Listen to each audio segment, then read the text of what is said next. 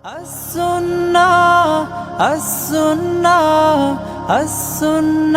Foundation.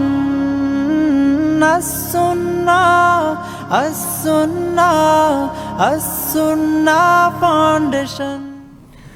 আসসালামু আলাইকুম ওয়া রাহমাতুল্লাহি ওয়া বারাকাতুহু। আলহামদুলিল্লাহ ওয়াসসালাতু ওয়াসসালামু আলা রাসূলিল্লাহ ওয়া আলা আলিহি ওয়া আসহাবিহি ওয়া মান তাবিআ বিহুদাহ, আম্মা বা'দ। সুপ্রিয় দর্শক শ্রোতা ভাই বোন, দেশে এবং প্রবাসে যে যেখান থেকে আমাদের সঙ্গে আজকের এই সরাসরি প্রশ্নোত্তরমূলক অনুষ্ঠান শরঈ সমাধানে যোগ দিয়েছেন, আপনাদের সকলকে আন্তরিক অভিনন্দন এবং মুবারকবাদ জানিয়ে শুরু করছি আমাদের আজকের পরিবেশনা। প্রিয় দর্শক, আস-সুন্নাহ ফাউন্ডেশনের স্টুডিও থেকে আমি আহমদুল্লাহ আপনাদের সঙ্গে ইনশাআল্লাহ বিদিনিল্লাহ ঘণ্টাব্যাপী থাকছি অন্যান্য দিনের মতো আজও। আর শরঈ সমাধানের আজ আমরা ৭৬তম পর্বে উপনীত হয়েছি, আলহামদুলিল্লাহ। অন্যান্য দিনের মতো আজও আপনাদের যে কোনো জীবন ঘনিষ্ঠ জিজ্ঞাসা এই লাইভের পোস্টের মন্তব্যের ঘরে আপনারা লিখুন, বাংলায় সংক্ষেপে যথাসম্ভব জনগুরুত্বপূর্ণ এবং বেশিরভাগ মানুষের প্রশ্ন হয় এই ধরনের প্রশ্ন করার চেষ্টা করবেন এবং আমাদের যতটুকু সাধ্যে করলে আপনাদের প্রশ্নগুলোকে আমরা খুঁজে খুঁজে বের করে বেশি সংখ্যক প্রশ্নের উত্তর দেওয়ার চেষ্টা করব কোরআন এবং হাদিসের আলোকে।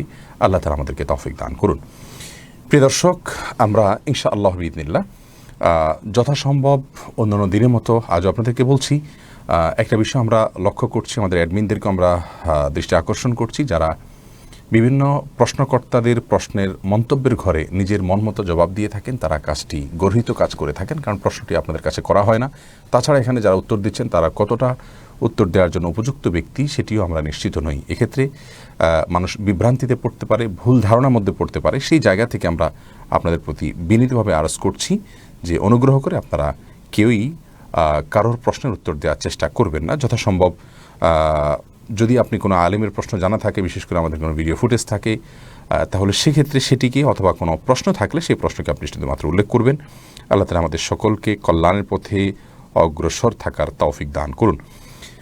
প্রিয় দর্শক, প্রশ্ন করার ক্ষেত্রে আমরা সবসময় লক্ষ্য করব সংক্ষিপ্ত করার জন্য এবং যথাসম্ভব অথেন্টিক এবং গুরুত্বপূর্ণ যে প্রশ্নগুলো মানুষের থাকে সবসময় আমরা বলে থাকি, সেই প্রশ্নগুলো আপনারা করার চেষ্টা করবেন। আল্লাহ রাব্বুল আলামিন আমাকে আপনাকে আমাদের সকলকে সেই তৌফিক দান করুন। তাহলে আর দেরি না করে বিলম্ব না করে আসুন আপনাদের প্রশ্নগুলোর উত্তর দেওয়ার চেষ্টা করি। শুরুতেই আমি দেখতে পাচ্ছি সোহেল শারাফ আপনি প্রশ্ন করেছেন, কোভিড-19 টিকা ইতোমধ্যে আমাদের দেশে নেওয়া শুরু হয়েছে। এই টিকা গ্রহণ করা না করা নিয়ে অনেকের মধ্যে সন্দেহ, দোলাচল এবং সংশয় কাজ করছে। ইসলাম শরিয়ার দৃষ্টিকোণ থেকে আমাদের কি করা উচিত? ভাই সোহেল, আপনার প্রশ্নের উত্তরে বলতে চাই যে কোভিড-19 যে টিকা আমাদের দেশে দেওয়া শুরু হয়েছে, অনেক দেশে অনেক আগে থেকে এই টিকা প্রদান করা শুরু হয়েছে। এই টিকা গ্রহণ করা নিয়ে যেন সাধারণ মানুষের মধ্যে নানা রকমের সংশয় আছে, দ্বিধা আছে, প্রশ্ন আছে। তো সেই প্রশ্নগুলোর আলোকে আসলে আমাদের কি করা উচিত, আমি এটাকে দুই ভাগে ভাগ করতে চাই। প্রথমত, কিছু প্রশ্ন আছে যেগুলো এই টিকার পরবর্তী কি পরিস্থিতি হতে পারে না পারে, বা এই টিকার পরবর্তী ধাপে এসে এর কোনো সাইড এফেক্ট হতে পারে কিনা, সেই জায়গা থেকে মানুষের মধ্যে যথেষ্ট পরিমাণে প্রশ্ন রয়েছে, সংশয় রয়েছে, আতঙ্ক রয়েছে। তো এই জায়গাটিতে আমাদের কোনো কিছু বলার নেই, বরং এটি সংশ্লিষ্ট বিশেষজ্ঞ যারা আছেন, মেডিকেল সায়েন্স সংশ্লিষ্ট যারা আছেন, তারা নিশ্চিত করবেন যে আসলে কতটা এর মধ্যে আতঙ্কের বিষয় আছে কি নেই। আর ইসলামী শরিয়ার দৃষ্টিকোণ থেকে রোগ আসার আগে থেকে প্রতিরোধমূলক ব্যবস্থা গ্রহণ করা সম্পূর্ণ জায়েজ রয়েছে। আমরা সকাল সন্ধ্যা বিভিন্ন দোয়া পড়ে থাকি যাতে করে সারাদিনে কোনো বিপদ না হয়। তার মানে বিপদ আসার আগে থেকে আগাম সতর্কতা অবলম্বন করা ইসলাম শরিয়ার নির্দেশনা বহির্ভূত কোনো কিছু নয়, বরং আমরা ইসলাম শরিয়ার আলোকে বলতে পারি এটি সম্পূর্ণ সিদ্ধ এবং জায়েজ একটি বিষয়। বিধায় মৌলিকভাবে এটাতে কোনো প্রকার সমস্যা নেই যে আমরা টিকা গ্রহণ করতে পারবো। আর এর বাইরে এই টিকার মধ্যে শূকরের জিলেটিন থাকতে পারে, সে আশঙ্কা অনেকেই করছেন। অন্যান্য টিকার মধ্যে যেরকম থেকে থাকে, যদি সেরকমটি হয় তাহলে সেক্ষেত্রে আমরা এই ক্ষেত্রে দেখছি যে মিশরের দারুল ইফতা আল মাসরিয়া সহ বিভিন্ন বড় বড় মুফতিগণ ফতোয়া বোর্ড থেকে ফতোয়া দিয়েছেন এই বিষয়ে যে কোনো নাপাক বস্তু যদি তার মূলটা পরিবর্তিত হয়ে সেটা সম্পূর্ণ ভিন্ন কোনো উপাদানে রূপান্তরিত হয়ে যায়, তাহলে সেটির আর মূল বিধানটা থাকে না। তো এক্ষেত্রে যে জিলেটিন ব্যবহার করা হয়ে থাকে সচরাচর টিকা সংরক্ষণের জন্য, সেটিতে যে জিলেটিনটা ব্যবহার করা হয়ে থাকে সেটি আপনার যদি এমন হয় যে সেটি রূপান্তরিত হয়, সাধারণ অবশ্যই সেটা কেমিক্যাল রূপান্তরিত হয়ে গেছে, কেমিক্যালে যদি রূপান্তরিত হয়ে যায় তাহলে সেক্ষেত্রে সেই টিকা ব্যবহার করাতে কোনো প্রকার অসুবিধা নেই, কারণ সেটি আর তার মূল অবস্থায় থাকছে না, বরং তার প্রকৃতি সম্পূর্ণভাবে চেঞ্জ হয়ে যাচ্ছে। বিধায় এটিকে ব্যবহার করলে ইনশাআল্লাহ বিইذনিল্লাহ এটি আমাদের জন্য জায়েজ হবে। এমনটি ফতোয়া দিয়েছেন সৌদি আরবের স্কলাররা, মিশরের স্কলাররা এবং অন্যান্য উলামা ইকরাম। আর তাছাড়া এই রোগটা গোটা পৃথিবীকে স্থবির করে দিয়েছে, আমাদের জীবনকে অনেকটা থমকে দিয়েছে। সব মিলিয়ে আমরা এই অচল অবস্থা থেকে উত্তরণের জন্য এবং খুব দ্রুত এটা ছড়িয়ে পড়ে অনেক বেশি বিপদের কারণ হয়ে পড়ে, সেই বিষয়গুলোকে সামনে রেখে আমরা অনেকটাই বিপদগ্রস্ত। এখান থেকে উত্তরণের জন্য ইনশাআল্লাহ বিইذনিল্লাহ টিকা গ্রহণ করা আমাদের জন্য জায়েজ রয়েছে, এমনটি বেশিরভাগ স্কলাররাই সারা বিশ্ব জুড়ে ফতোয়া দিয়েছেন। বিধায় মাসআলাগত কোনো সমস্যা নেই, যদি এটাতে সাইড এফেক্টের পরিমাণটা উপকারিতার চাইতে কম থাকে আমরা গ্রহণ করতেই পারি ইনশাআল্লাহ বিইذনিল্লাহ। তবে গ্রহণ করতে কেউ বাধ্য নই, চাইলে আমরা গ্রহণ করতে পারি, চাইলে আমরা গ্রহণ নাও করতে পারি শরীয়ত দৃষ্টিকোণ থেকে। এরপরে প্রশ্ন করেছেন মোহাম্মদ ওমর ফারুক, আপনি প্রশ্ন করেছেন সম্প্রতি বিভিন্ন মিডিয়ায় রাসূল করিম সাল্লাল্লাহু আলাইহি সাল্লামের একটি হাদিসের কথা বলা হচ্ছে, যেখানে তিনি বলেছেন জান্নাতের দরজার প্রশস্ত হবে মক্কা থেকে হাজর পর্যন্ত, অথবা জান্নাতের দুইটা দরজা মক্কা থেকে বসরা পর্যন্ত হবে। এ ব্যাপারে আপনার মতামত কী? দেখুন, বিভিন্ন মিডিয়াতে রাসূল আকরাম সাল্লাল্লাহু আলাইহি ওয়াসাল্লাম এই হাদিসটির বিশ্লেষণ আমরা দেখতে পেয়েছি, এবং হাদিসটির খোলাসা বা সারাংশ হলো এই যে বুখারী এবং মুসলিম একযোগে বর্ণনা করেছে। রাসূল আকরাম সাল্লাল্লাহু আলাইহি ওয়াসাল্লাম বলেছেন জান্নাতের দুটি দরজার দুটি পাল্লা একটির সঙ্গে আরেকটির যে দূরত্ব হবে বা পরিমাপ হবে সেটা হবে মক্কা থেকে বসরা অথবা মক্কা থেকে হাজার পর্যন্ত যে দূরত্ব, এই দূরত্বের। এখন রাসূল আকরাম সাল্লাল্লাহু আলাইহি ওয়াসাল্লাম যে বলেছেন মক্কা থেকে বসরা, মক্কা থেকে হাজার, দুইটার মাঝামাঝি যতটুকু দূরত্ব ততটুকু পরিমাণ হবে। এখানে আজকের টেকনোলজি আবিষ্কার করেছে যে আকাশপথে মক্কা থেকে বসরার যে দূরত্ব, মক্কা থেকে হাজারের দূরত্ব একই, 700 কত কিলোমিটার যেন, 750 বা এরকম, অর্থাৎ কিলোমিটার হিসাবে সম্পূর্ণ বরাবর হয়ে থাকে। সাধারণত দুই পাল্লা একটা আরেকটা সমান হয়ে থাকে। রাসূল আকরাম সাল্লাল্লাহু আলাইহি ওয়াসাল্লাম মক্কা থেকে যে দুইটা শহরের দূরত্বকে জান্নাতের দুই পাল্লার সাইজ বা দূরত্বের তুলনা করেছেন, সেটি হুবহু মিলে গেছে। আজকের সায়েন্স সেটি আবিষ্কার করে জানিয়েছে যে হ্যাঁ, মক্কা থেকে বসরা, মক্কা থেকে হাজারের দূরত্ব হুবহু সমান। রাসূল আকরাম সাল্লাল্লাহু আলাইহি ওয়াসাল্লাম তো জানতেন না, তখন তো আকাশ পথে এভাবে পরিমাপ করার কোনো সুযোগ ছিল না। তারপরে তিনি যেটি বলেছেন, আজ আকাশ পথে সেটাকে পরিমাপ করে রাসূল আকরাম সাল্লাল্লাহু আলাইহি ওয়াসাল্লামের কথাটি বাস্তবসম্মত, এটি প্রমাণিত হওয়া দ্বারায় বোঝা গেল যে তিনি আল্লাহ তাআলার নবী ছিলেন, এবং তিনি যা বলেছেন সেটি ওহীর মাধ্যমে বলেছেন, এবং তার কথা আমাদের বুঝে আসতে হয়তো অনেক সময় লাগে, কিন্তু অবাস্তব কোনো কিছু নয়। ইন হুয়া ইল্লা ওয়াহয়ুন ইউহা, এটি বিভিন্ন গণমাধ্যমে, আরাবিয়ান বিভিন্ন গণমাধ্যমে এবং বিশ্বের বিভিন্ন গণমাধ্যমে উঠে এসেছে। আল্লাহ রাব্বুল আলামিন এর মাধ্যমে তার রাসূল আকরাম সাল্লাল্লাহু আলাইহি ওয়াসাল্লামের রিসালাতের সত্যতার যে অসংখ্য প্রমাণ আছে, তমল থেকে আরেকটি প্রমাণ আমাদের সামনে পেশ করলেন। আমরা এর জন্য আল্লাহর আমরা শুকরিয়া আদায় করছি, এবং অবশ্যই এটি আমাদের ঈমানকে বৃদ্ধি করে দেয়। এরপরে যে প্রশ্নটি আমি দেখতে পাচ্ছি তা হলো এমডি তামিম, আপনি জানতে চেয়েছেন অর্থনীতি বিষয়ে পড়া কি জায়েজ, কারণ এখানে প্রায় প্রতিটি বিষয়ে সুদ শেখানো হয়ে থাকে। আমরা এই বিষয়ে একটি ভিডিও ক্লিপে আলাদা করে উত্তর দিয়েছি, এবং সেটি আমাদের এই পেজে এবং চ্যানেলে আছে, আপনি সেখানে বিস্তারিত শুনে নিতে পারেন। সংক্ষেপে শুধু এটুকু বলছি যে আপনি যদি সুদের কোনো অঙ্ক কষেন, শিখেন, শেখান, এ উদ্দেশ্যে যে সুদ কিভাবে কষা হয় এবং কিভাবে চক্রবৃদ্ধি হারে সুদের হিসেবটা ধরা হয়ে থাকে, জাস্ট এই ধারণা নেওয়ার জন্য আপনি এটাকে প্রয়োগ করে উপার্জন করবেন, সেরকম কোনো উদ্দেশ্য আপনার না থাকে, তাহলে সেক্ষেত্রে এটি আপনার জন্য হারাম হবে না। বিশেষ করে যেখানে এই শিক্ষা ছাড়া আপনার শিক্ষা আর যে ধাপ সেটি আপনি পূর্ণাঙ্গ করতে পারছেন না, এটি আপনার জন্য জায়েজ হবে ইনশাআল্লাহ বিইذনিল্লাহ।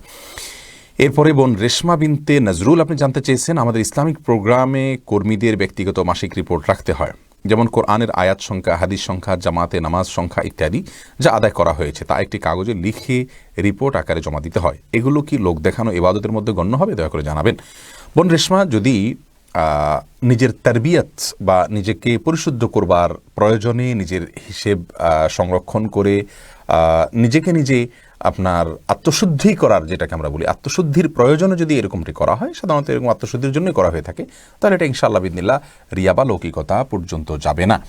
যেহেতু এখানে দেখানোটা উদ্দেশ্য না, উদ্দেশ্য হলো নিজেকে একটা বাইন্ডিংসের মধ্যে নিয়ে আসা, ইন্নামাল আমালু বিন্নিয়াত, যেহেতু উদ্দেশ্য এখানে ভালো, এরকম ভালো উদ্দেশ্য হয়ে থাকলে এটি ইনশাআল্লাহ রিয়া বা লৌকিকতার যে অপরাধ, সে অপরাধের মধ্যে এটি পড়বে না। তবে আমাদের অবশ্যই চেষ্টা করা উচিত আমাদের প্রচেষ্টা থাকা উচিত যে একটা পর্যায়ে গিয়ে ইবাদত বন্দিকে এবং নেক আমলকে আমরা লুকানোর চেষ্টা করব। যেমনটি আমরা গুনাহগুলোকে লুকিয়ে করার চেষ্টা করি, ইবাদতকে এরকম আমরা লুকানোর চেষ্টা করব, শুধু আল্লাহকে দেখানোর চেষ্টা করবো ইনশাআল্লাহ বিইذনিল্লাহ।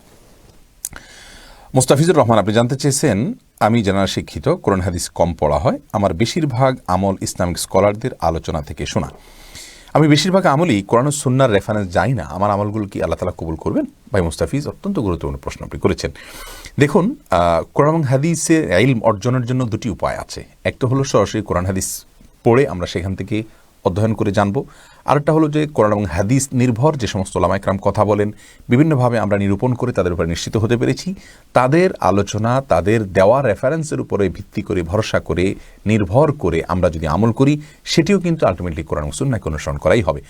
সাহাবা ইকরামের যুগে যদি আপনি চলে যান, তাহলে সেক্ষেত্রে দেখতে পাবেন যে খুব অল্প সংখ্যক মানুষই হয়তো তারা পড়াশোনা করতে জানতেন, বা আজকের মতো এরকম লিখে রাখার পদ্ধতি প্রচলিত ছিল। বিধায় তারা যেরকম শুনে শুনে অনুসরণ করেছেন, আমরা যদি এরকম শুনে শুনে অনুসরণ করি, সেটি জায়েজ হবে। তবে যার কাছ থেকে আপনি শুনছেন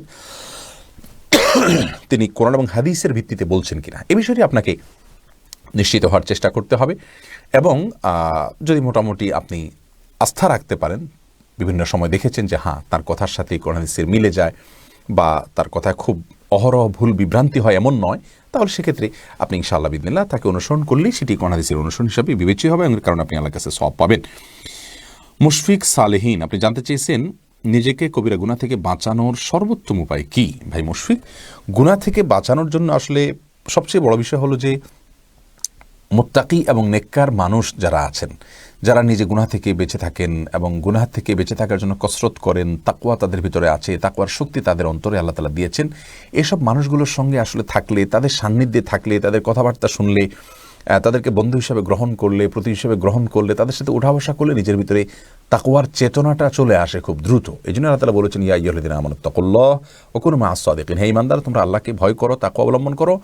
আর তাকওয়া অবলম্বনের উপায় হিসাবেই অনেক মুফাসসিরগণ বলেছেন, পরাংশে আল্লাহ তাআলা বলেছেন ওয়া কুনু মাআস সাদিকিন, সত্যবাদী, নেককার, যাদের কথা এবং কাজে মিল আছে, সে সমস্ত আমলদার এবং মুত্তাকি মানুষদের সঙ্গে তোমরা থাকো। অতএব এটি হলো আমাদের কবিরা গুনাহ থেকে, হারাম গুনাহ থেকে বেঁচে থাকার একটা বড় উপায়। আরেকটা বিষয় হলো গুনাহের পরিবেশ থেকে নিজেকে সরিয়ে আনা। যে পরিবেশে গেলে, যেমন কথার কথা সোশ্যাল মিডিয়াতে অ্যাক্টিভিটিসের কারণে গুনাহ বেশি হয়ে যাচ্ছে, তাহলে সেখান থেকে নিজেকে সরিয়ে আনা, বা আপনার যে কারণে গুনাহের বিষয়গুলো আমাদের সামনে চলে আসে, সেই কারণগুলোকে চিহ্নিত করে, জেনে শুনে বের করে সেগুলো থেকে নিজেকে পৃথক করার চেষ্টা করা, পরিবেশ থেকে আলাদা করা। ভালো হওয়ার জন্য ভালো পরিবেশ অত্যন্ত জরুরি। তৃতীয়ত, যেই গুনাহটি বেশি হয়ে থাকে আপনার, সেই গুনাহ সম্পর্কে আপনি কাউন্সেলিং নেন, ওই গুনাহ সম্পর্কে বক্তব্য শুনেন, ওগুলো সম্পর্কে কোরআন হাদিসের রেফারেন্সগুলো পড়েন, এগুলোর লাভ ক্ষতিগুলো নিয়ে, ক্ষতিকর দিকগুলো নিয়ে আলোচনা শুনেন, করেন, পড়েন। ইনশাআল্লাহর মাধ্যমে আপনার ভিতরে গুনাহ ছাড়ার একটা আগ্রহ তৈরি হবে। সবচেয়ে বড় বিষয় হলো আল্লাহর কাছে দোয়া করতে হবে। আল্লাহর কাছে দোয়া করতে হবে, আল্লাহুম্মা আতি নাফসি তাকওয়াহা ওয়া যাক্কিহা ওয়া আনতা খায়রু মান যাক্কাহা। যার অর্থ, হে আল্লাহ, আপনি আমার নফসকে, আমার প্রবৃত্তিকে, আমাকে আপনি তাকওয়া দান করুন, আমি যেন আপনার তাকওয়া অন্তরে ধারণ করতে পারি, লালন করতে পারি, এবং আমার অন্তরকে আপনি পবিত্র করে দিন। আপনি সর্বোচ্চম অন্তরকে পবিত্র করনেওয়ালা, আপনি অন্তরকে একমাত্র পরিচ্ছন্ন এবং পবিত্র করতে পারেন। বিধায় সেই জায়গা থেকে আমরা ইনশাআল্লাহ দোয়া করব। এই কাজগুলো করলে আশা করা যায় আল্লাহ তাআলা আমাদেরকে কবিরা গুনাহ থেকে বেঁচে থাকার তৌফিক দান করবেন। এরপরে যে প্রশ্নটি আমি দেখতে পাচ্ছি, ভাই আব্দুল হাই আপনি প্রশ্ন করেছেন, খাবারের পর প্লেট ধুয়ে খাওয়া সুন্নাত, এ কথা কি সঠিক? ভাই আব্দুল হাই, দেখুন, খাবারের পরে প্লেট এটি পরিষ্কার করে খাওয়া সুন্নাত, ধুয়ে খাওয়া সুন্নাহ এটি সঠিক কথা নয়। রাসূল করিম সাল্লাল্লাহু আলাইহি ওয়াসাল্লামের খাবারের পরে প্লেটের অবস্থা কী থাকতো এই সম্পর্কে বর্ণনা করতে গিয়ে আমাদের আয়েশা রাদিয়াল্লাহু তাআলা আনহা বলেছেন যে অনেক লোক যদি খাবার খেতেন, সেক্ষেত্রে রাসূল আকরাম সাল্লাল্লাহু আলাইহি ওয়াসাল্লামের প্লেটটাকে অন্য সমস্ত প্লেট থেকে আমি পৃথক করতে পারতাম, কারণ এত পরিষ্কার করে তিনি খাবার খেতেন যে এত বেশি পরিষ্কার অন্য কেউ করে খেতে পারতেন না। এই হাদিস থেকে বোঝা গেল যে খাবারের সময় ওইটাকে মুছে পরিষ্কার করে খাওয়াটা এটি রাসূল আকরাম সাল্লাল্লাহু আলাইহি ওয়াসাল্লামের সুন্নাহ। আমাদের আয়েশা রাদিয়াল্লাহু তাআলার কথা থেকে সেটিই বোঝা যাচ্ছে। বিধায় খাবারের পরে প্লেট ধুয়ে সে পানি খাওয়া সুন্নাহ, এই কথাটি সঠিক নয়। এরপরে ফারুক হোসেন আপনি জানতে চেয়েছেন, লোকমান হাকিম নাকি নিজের রূহকে গাছের ভেতর, ডিমের ভেতর লুকিয়ে রাখতো, এটা কি সত্য?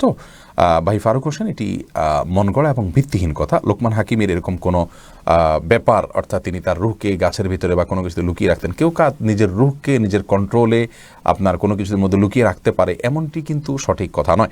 রাসূল আকরাম সাল্লাল্লাহু আলাইহি ওয়াসাল্লাম এর কোনো হাদিস থেকে এরকম কোনো কথা প্রমাণিত নয়। বরং রূহ সম্পর্কে আল্লাহ তাআলা কোরআনে কারীমে যে ধারণা আমাদেরকে দিয়েছেন, তা হলো কুলির রূহ মিন আমরি রব্বি, এটা আল্লাহ রাব্বুল একটা অর্ডার। আল্লাহর অর্ডারকে এখানে সেখানে ঢুকাতে পারে, এটি কোনো মানুষের জন্য প্রযোজ্য বিষয় নয়। এরপরে এমডি মাসুদ, আপনি জানতে চেয়েছেন যারা জাহাজে চাকরি করেন তারা নামাজের ক্ষেত্রে কসর পড়বেন নাকি পুরো নামাজ পড়বেন, দয়া করে বুঝিয়ে বলবেন। ভাই মাসুদ, জাহাজে যারা চাকরি করেন এবং জাহাজ বিভিন্ন দেশে যেতে থাকে, সফরই থাকছেন, তারা অবশ্যই সেখানে কসরের নামাজ পড়বেন, যেহেতু জাহাজটি চলমান থাকছে। হ্যাঁ, কোনো একটা শহরে তিনি যে স্টে করবেন, ওখানে থাকবেন সিদ্ধান্ত নিয়েছেন দীর্ঘদিন, তাহলে সেক্ষেত্রে তিনি সেখানে পুরো নামাজ পড়বেন। আর যদি কোনো একটা বন্দরে গিয়েছেন, নোঙর করেছেন, সেখানে সামান্য কয়েকদিন থাকবেন, আবার লোড করে আবার অন্যদিকে ছুটবেন, তাহলে তিনি কিন্তু সফরের মধ্যেই আছেন আলটিমেটলি, যার কারণে সেখানে কিন্তু তিনি কসরের নামাজ পড়বেন, পুরো নামাজ পড়বেন না। মীর তানিয়া, আপনি জানতে চেয়েছেন চুল খোপা করে মাথা ভিজিয়ে গোসল করলে সেই গোসলকেই পরিপূর্ণ গোসল হবে কি না। দেখুন, চুলের যে খোপা আছে এটা যদি আপনি ভেজান, খোপা রাখা অবস্থায় যদি আপনি মাথা ভোজান এবং মাথার চুলে যদি আপনার পানি পৌঁছে যায়, কোনো অসুবিধা নেই, গোসল হয়ে যাবে। আপনি মেহেদী হাসান সজল জানতে চেয়েছেন ছোট ছোট বাচ্চাদের দিয়ে চাঁদা তুলে সে টাকায় ওয়াজ মাহফিল করা কতটুকু যুক্তিসম্মত। ভাই মেহেদী হাসান সজল খুবই গুরুত্বপূর্ণ একটি প্রশ্ন করেছেন। আমাদের দেশে আজকাল ওয়াজ মাহফিলের জন্য, বিভিন্ন মসজিদ নির্মাণের জন্য যে ছোটো ছোটো বাচ্চাদেরকে রাস্তায় দাঁড় করিয়ে দেওয়া হয়, তারা মানুষের থেকে চাঁদা তুলে নেয়, এই কাজটি আসলে অনুচিত একটি কাজ। এটিকে আমরা হারাম বলতে পারবো না, কারণ এখানে কোনো সরাসরি কোনো অন্যায় করা হচ্ছে না, কোরআন হাদিসের কোনো আয়াত সরাসরি লঙ্ঘন হয়েছে এমনটি নয়, কিন্তু এটি ইসলামকে একরকম অপমান করা। আলহামদুলিল্লাহ, বাংলাদেশের যে প্রেক্ষাপট, তাতে কোরআন এবং হাদিসের আলোকে আলোচনা, ওয়াজ মাহফিল হচ্ছে। ওয়াজ মাহফিল করবার প্রয়োজনে রাস্তায় বাচ্চাদেরকে দাঁড় করিয়ে গাড়ি ঘোড়া থামিয়ে সেখানে চাঁদা তোলা, এটি অসুন্দর উপায়। তাছাড়া এখানে অনেক অসৎ উপায় কোনো কোনো ক্ষেত্রে অবলম্বন হয়, যেখানে অসৎ অবলম্বন করা হয় সেক্ষেত্রে তো এটি জায়েজই হবে না। যেমন কথার কথা, সেটা অনেক সময় কন্ট্রাক্টে দিয়ে দেওয়া হয়, আমরা শুনতে পাই। তো এরকম দিলে সেটি তো জায়েজ হওয়ার কোনো কারণ থাকতে পারে না। আর সে সাথে ইসলামকে এমনভাবে উপস্থাপন করা উচিত না যা ইসলামের জন্য অবমাননাকর, ইসলামের জন্য অসম্মানকর। বরং এই ছোটো ছোটো বাচ্চা যাদেরকে আমরা দিয়ে রাস্তায় টাকা পয়সা তুলছি, এই কাজটি না করে বরং বিশিষ্ট ব্যক্তিদেরকে বিশেষভাবে তাদেরকে দিনের জন্য খরচ করার জন্য উৎসাহিত করা যেতে পারে। আর তাছাড়া রাস্তায় বা মানুষকে থামিয়ে টাকা উত্তোলন করা, এটি মানুষকে ডিস্টার্বও করা, অনেক সময় লজ্জায় ফেলে দেওয়া, এসব কারণে এই কাজটি আসলে গর্হিত কাজ। যারা এই কাজগুলো করছেন, যে সমস্ত মসজিদ মাদ্রাসার কমিটিতে যারা আছেন বা আলেম ওলামা যারা আছেন, তাদের দায়িত্ব হলো এই বিষয়ে খুব সাবধান হওয়া, ইসলামকে অপমানের মুখোমুখি না করা, মানুষের ডিস্টার্বের কারণ না হওয়া। ইসলামের এতটা ঠেকা পড়েনি যে এই কাজ না করলে ইসলাম টিকবে না, এরকম কোনো বিষয় কিন্তু নয়। বিধায় বিষয়ে আমাদের আরও দায়িত্বশীল ভূমিকা রাখা উচিত। এরপরে প্রশ্ন করেছেন খোবায়েব নূর জমিরি, আপনি জানতে চেয়েছেন জুমার খুতবার আজানের উত্তর দেওয়া যাবে কি না। এই বিষয় নিয়ে আসলে ইখতিলাফ রয়েছে। খুতবার আগে যে আজান আছে সেটা আমরা উত্তর দেব কি দেব না। অনেক ওলামা ইকরাম বলেছেন আমরা চুপ থাকবো, এটার উত্তর দেব না। তার কারণ হলো রাসূল আকরাম সাল্লাল্লাহু আলাইহি ওয়াসাল্লাম আমাদেরকে বলেছেন, ইদা খারাজাল ইমাম ফালা সলাতা ওয়ালা কালামা, যখন ইমাম বের হবেন খুতবা দেওয়ার জন্য, তখন কোনো সলাত বা কোনো কালাম চলবে না। এ হাদিস নিয়ে অনেক কথা আছে, অনেক আলোচনা আছে। শুধু এটুকু বলবো যে ইমাম বের হলে আর কথাবার্তা বলা যায় না। সেই জায়গা থেকে খুতবার আজান যেহেতু ইমাম বের হওয়ার পরে দেওয়া হয়, ইমাম মিম্বরে বসার পরে দেওয়া হয়, অতএব এখানে জবাব না দিয়ে বরং চুপচাপ নীরবতা অবলম্বন করতে হবে। এই মতটি অধিকতর শক্তিশালী, যদিও অনেকেই বলেছেন জবাব দেওয়ার জন্য। এরপর দিন ইসলাম, আপনি জানতে চেয়েছেন আমি একজন গ্রাফিক্স ডিজাইনার, আমার প্রশ্ন হলো ইসলামের দৃষ্টিতে বড়দিনের উৎসব ক্রিসমাস, ভালোবাসা দিবস, Valentine's Day, Saint Patrick Day, New Year ইত্যাদি বিষয়কে কেন্দ্র করে ডিজাইন করা যাবে কি না। বাংলাদেশে অনেক মানুষ এই কাজের সাথে জড়িত, তাই বিষয়টা নিয়ে বিস্তারিত বললে উপকৃত হব। দিন ইসলাম, দেখুন, আপনি যে সমস্ত দিবসগুলোর কথা বলেছেন, এর মধ্য থেকে বেশিরভাগ দিবসগুলোর সাথেই আসলে শিরকের সম্পর্ক রয়েছে, অন্যায় অশ্লীলতার সম্পর্ক রয়েছে। এই দিবস কেন্দ্রিক ডিজাইন করা কিন্তু সেই কাজগুলো যারা করবেন তাদেরকে এক প্রকার সহায়তা করারই শামিল। আমি জানি যেমন একটা সমাজে আমরা বসবাস করছি, যে সমাজে আসলে হালালের পরিমাণ এত কম যে হালাল উপার্জন করতে গেলে খুব বেশি পয়সা কড়ি কামানো খুব কঠিন হয়ে যাবে, বাছাই করে চলতে গেলে আমাদের বেঁচে থাকাই অনেক ক্ষেত্রে দায় হয়ে যাবে। কিন্তু আসলে আমাদের আখিরাতের প্রয়োজনে, আল্লাহ রাব্বুল আলামিনকে সন্তুষ্ট রাখার প্রয়োজনে নিজের আখেরাতকে রিস্কের মধ্যে ফেলা উচিত নয়, যার কারণে এই সমস্ত ডিজাইনগুলোকে অ্যাভয়েড করে অন্য সাধারণ ডিজাইনগুলো করা উচিত। যদিও এরকম বাছাই করে করতে গেলে আমরা সমস্যায় পড়বো, কিন্তু সেই সমস্যার বিনিময়ে আল্লাহ তাআলা আমাদেরকে জান্নাত দিবেন। জান্নাত তো দিবেনই আমাদেরকে সমস্ত সবরের বিনিময়ে। আল্লাহ তাআলা তৌফিক দান করুন। এরপরে এমডি সুলাইমান আপনি জানতে চেয়েছেন ফজরের নামাজ না পড়লে কি অন্য নামাজ পড়া যাবে না, বাকি 4 ওয়াক্ত নামাজ ছেড়ে দেওয়া যাবে কি না? ফজর নামাজ না পড়লে আর কোনোটা পড়া যাবে না এমন কোনো কথা নেই। ফজর নামাজ না পড়লে বরং অন্যগুলো আর গুরুত্বের সাথে পড়তে হবে। ফজর নামাজ পড়তে পারলে না তাহলে পরে পড়ে দিতে হবে। নিয়মিত ফজর নামাজ ত্যাগ করা এটা অত্যন্ত গর্হিত কাজ, গুনাহের কথা। অনেক ওলামাদের মতে ইচ্ছাকৃত যদি শোয়ার সময় পরিকল্পনা করে যে 7টা-8টা বাজে উঠবো, আমি নামাজ পড়বো না, বা অ্যালার্ম না দেয়, নিয়তি করে, তাহলে তার ইমানই নেই, আল্লাহ মাফ করুক, এরকম ভয়াবহ কথা পর্যন্ত অনেক ইমামগণ বলেছেন। যার কারণে নামাজের পরে গাফলতি করা উচিত নয়। কিন্তু এর মানে এই নয় যে এক ওয়াক্ত না পড়লে আর বাকিগুলো পড়ে লাভ নেই। কোনোটার সাথে কোনো সম্পর্ক নেই। একটা পড়েননি, ভুল করেছেন, তওবা করেন, ইস্তেগফার করেন, সেটাকে সময়মতো পড়ে দেন, কাজা করেন, আর বাকিগুলো পড়বেন, সেটার সাথে এটার কোনো সম্পর্ক নেই। এরপরে মাহদি হাসান সাজিন আপনি জানতে চেয়েছেন ইসলামের ছোঁয়াচে রোগ বলতে কিছু আছে কিনা, সম্পর্কে ইসলাম কি বলে। দেখুন, ইসলামে ছোঁয়াচে রোগ আছে কিনা এ নিয়ে দুই ধরনের মন্তব্য ওলামা ইকরাম করে থাকেন। অধিকতর শক্তিশালী মন্তব্য, অধিকতর শক্তিশালী ব্যাখ্যা হলো ইসলামের ছোঁয়াচে রোগ আছে। রোগ ছোঁয়াচে হওয়াটাকে ইসলাম অস্বীকার করে না। যে হাদিসে রাসূল আকরাম সাল্লাল্লাহু আলাইহি ওয়াসাল্লাম বলেছেন লা আদওয়া ওয়ালা তিয়ারাতা, কোনো রোগ ছোঁয়াচে হয় না। এবং তিনি বলেছেন যে যদি রোগ ছোঁয়াচেই হয় তাহলে প্রথম যার রোগটি হয়েছে তারটা কোত্থেকে এলো। তো এই হাদিসের মাধ্যমে মূলত রাসূল আকরাম সাল্লাল্লাহু আলাইহি ওয়াসাল্লাম বোঝাতে চেয়েছেন রোগ নিজে থেকে অন্যের মধ্যে স্বয়ংক্রিয়ভাবে সংক্রমিত হয়ে যায় না, এবং যে রোগকে আমরা ছোঁয়াচে বলছি সেই রোগটাও আল্লাহ তাআলা না চাইলে ছোঁয়াচে হন না, আল্লাহ চাইলে অন্য জায়গায় পৌঁছে যায়। কিন্তু ছোঁয়াচেকে ইসলাম মৌলিকভাবে অস্বীকার করে না, যাতে করে মানুষ এমনটি মনে না করে যে কোনো লোক অসুস্থ হলে তার কাছে গেলেই আমি অসুস্থ হয়ে যাব স্বয়ংক্রিয়ভাবে, এমনটি যেন মনে না করে। সেজন্য রাসূল আকরাম সাল্লাল্লাহু আলাইহি ওয়াসাল্লাম এভাবে বলেছেন যে নিজে থেকে রোগ সংক্রমিত হয় না। যে সমস্ত রোগকে আজকাল আমরা ছোঁয়াচে বলে জানি, এই সমস্ত রোগগুলো কিন্তু স্বয়ংক্রিয়ভাবে একজন থেকে আরেকজনের মধ্যে চলে যেতে পারে না। এবং এই ভাইরাসগুলো সম্পর্কে একটা গবেষণা আমি পড়েছিলাম, যে এই ভাইরাসগুলো সম্পর্কে বলা হচ্ছে যে এগুলো আসলে নিষ্প্রাণ, কিন্তু মানুষের এক দেহ থেকে আরেক দেহে শ্বাসের মাধ্যমে বা বিভিন্ন মাধ্যমে যদি চলে যায়, প্রবেশ করে, তাহলে সেক্ষেত্রে তখন এটার মধ্যে প্রাণ চলে আসে। যাই হোক, সর্বসাকুল্যের কথা হলো যে রোগ নিজে থেকে ছোঁয়াচে হয় না। নবী সাল্লাল্লাহু আলাইহি ওয়াসাল্লাম সেজন্য বলেছেন কোনো রোগ নিজে থেকে ছোঁয়াচে হয় না। আল্লাহ তাআলা চাইলে হন, না চাইলে হয় না, এটা হলো মূল কথা। কিন্তু একটা রোগ একজনের শরীর থেকে আরেকজনের শরীরে আল্লাহর হুকুম সাপেক্ষে যেতে পারে। এই জন্য রাসূল আকরাম সাল্লাল্লাহু আলাইহি ওয়াসাল্লাম কিন্তু বলেছেন যে তোমরা কুষ্ঠরোগী থেকে পলায়ন করো, যেমন বাঘ থেকে পলায়ন করে। এক ব্যক্তি মুসাফা করতে এসেছেন, তার সাথে তার শরীরে এমন কোনো রোগ ছিল যেটি একজন থেকে অন্যজনের শরীরে আল্লাহর নির্দেশনা সাপেক্ষে স্থানান্তরিত হতে পারে। সেই ব্যক্তি থেকে নবী সাল্লাল্লাহু আলাইহি ওয়াসাল্লাম তাকে মুসাফা করা থেকে, বায়াত করা থেকে তাকে অব্যাহতি দিয়েছেন। যে সমস্ত আয়াতগুলোকে সামনে রাখতে দেখা যায় ইসলাম ছোঁয়াচেকে আসলে অস্বীকার করে না, তবে ছোঁয়াচে নিজে থেকে ছোঁয়াচে হতে পারে না আল্লাহ তাআলার নির্দেশ না হলে। বিধায় ঈমানদার সতর্ক থাকবে, কিন্তু ভরসা থাকবে আল্লাহর প্রতি এবং আস্থা থাকবে যে আল্লাহ না চাইলে আমার কিছুই হবে না ইনশাআল্লাহ। এরপর জোবা হাসান আপনি জানতে চেয়েছেন আমার স্বামী নামাজ বাসায় পড়েন কিন্তু মসজিদে নামাজ পড়তে যেতে চান না, এখন আমি কি করব? আপনি তাকে বোঝাবেন, আপনার জায়গা থেকে আপনি তাকে নসিহত করবেন, আল্লাহর ভয় দেখাবেন, ভালোবাসা দিয়ে, স্নেহ দিয়ে, মমতা দিয়ে, বিভিন্নভাবে অভিমান করে আপনি তাকে বোঝাবেন, অন্যদেরকে দিয়ে বোঝাবেন। এরপরও যদি তিনি না করেন, এর দায় আপনাকে বহন করতে হবে না ইনশাআল্লাহ। মিফতাহুল জান্নাত আপনি জানতে চেয়েছেন একই ক্লাসে ছেলে মেয়ে একসাথে লেখাপড়া করার বিষয়ে ইসলাম কি বলে।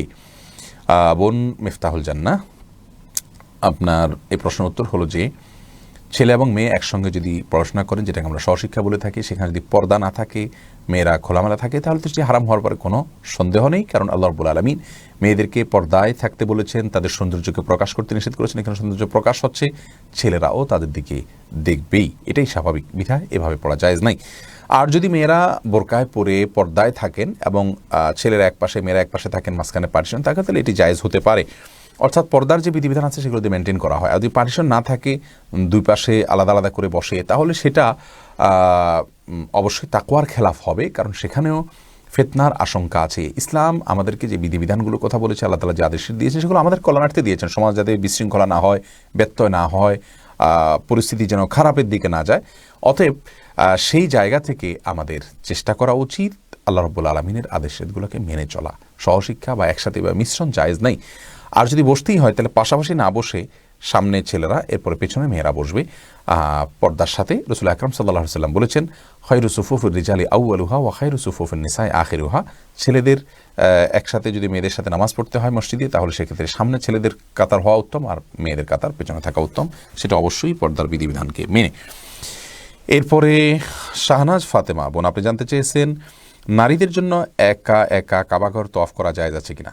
কাবাঘর একা একা তওয়াফ করা যেতে পারে, অসুবিধা নেই। যদি আপনার সাথে মারাম থাকে, মারাম হয়তো বসে আছেন, আপনি তওয়াফ করছেন, অসুবিধা নেই। তওয়াফের সময় পুরুষ থাকতেই হবে সাথে, এমনটি জরুরি নয়। তবে যেহেতু সেখানে পুরুষ নারীর মিশ্রণ হয়ে থাকে এবং প্রচুর পরিমাণে ধাক্কাধাক্কি ঢলাঢলি হয়ে থাকে, আপনার নিরাপত্তার জন্য, আপনার ব্যক্তিত্ব এবং পার্সোনালিটি রক্ষার জন্য আপনার সাথে আপনার মারাম থাকলে অবশ্যই সেটি আপনার জন্য উত্তম হবে এবং এটা হওয়া উচিত।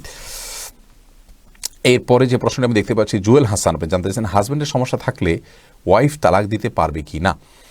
এখানে যদি আপনি সমস্যা বলতে সেক্সুয়াল সমস্যার কথা বলেন, অর্থাৎ ত্রুটি আছে এরকমটি হয়, তাহলে সেক্ষেত্রে স্ত্রী অবশ্যই বিচ্ছেদের উদ্যোগ নিতে পারেন। স্ত্রী নিজে স্বামীকে তালাক দিয়েছি বা আমি এই জন্য তোমাকে তালাক দিলাম এরকম বলে তালাক হবে না। তালাক হওয়ার জন্য যে প্রসিডিউর আছে এটা অবলম্বন করতে হবে।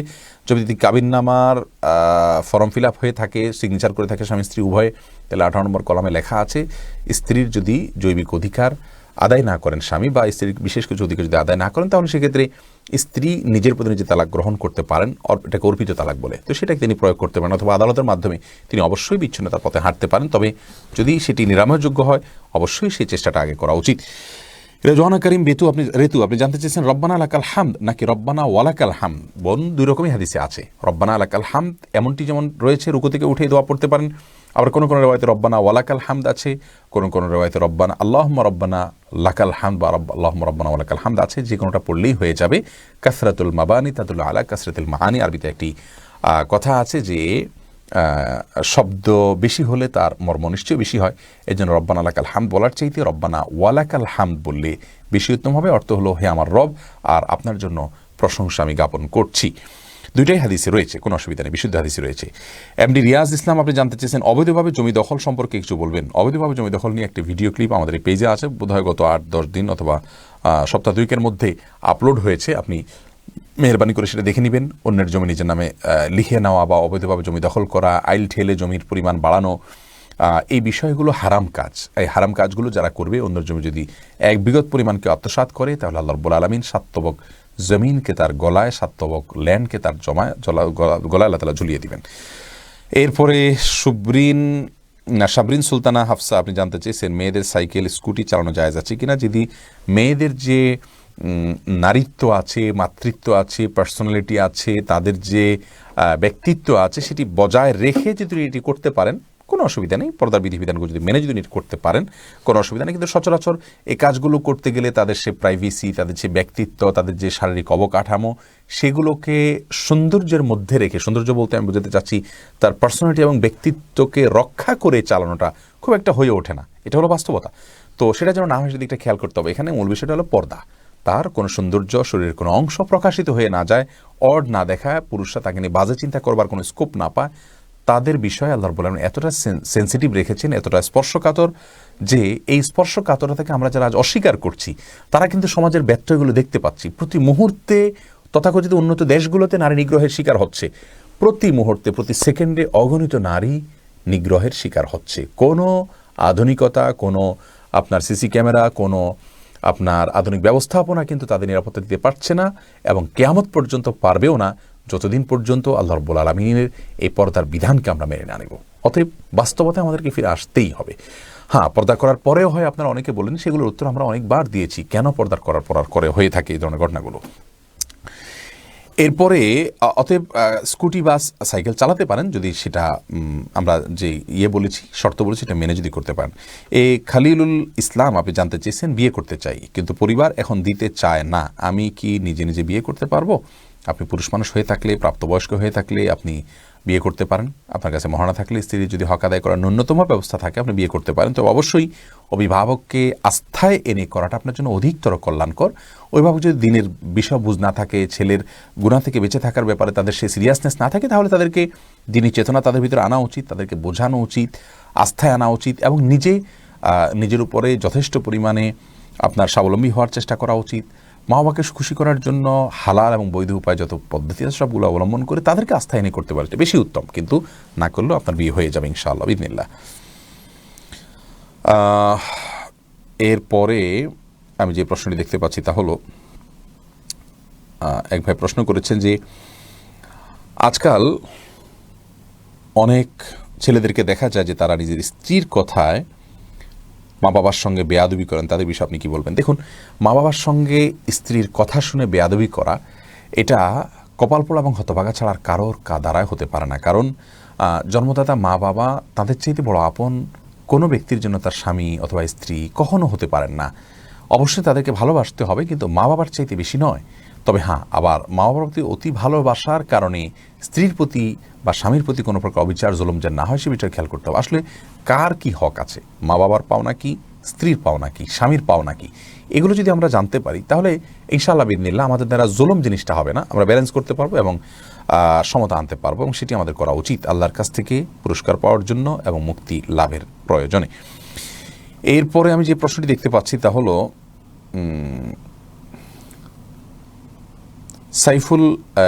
সাফায়াতুল্লাহ, আপনি জানতে চেয়েছেন একজন অমুসলিম যদি মসজিদে ঘুমান তাহলে আমাদের করণীয় কি?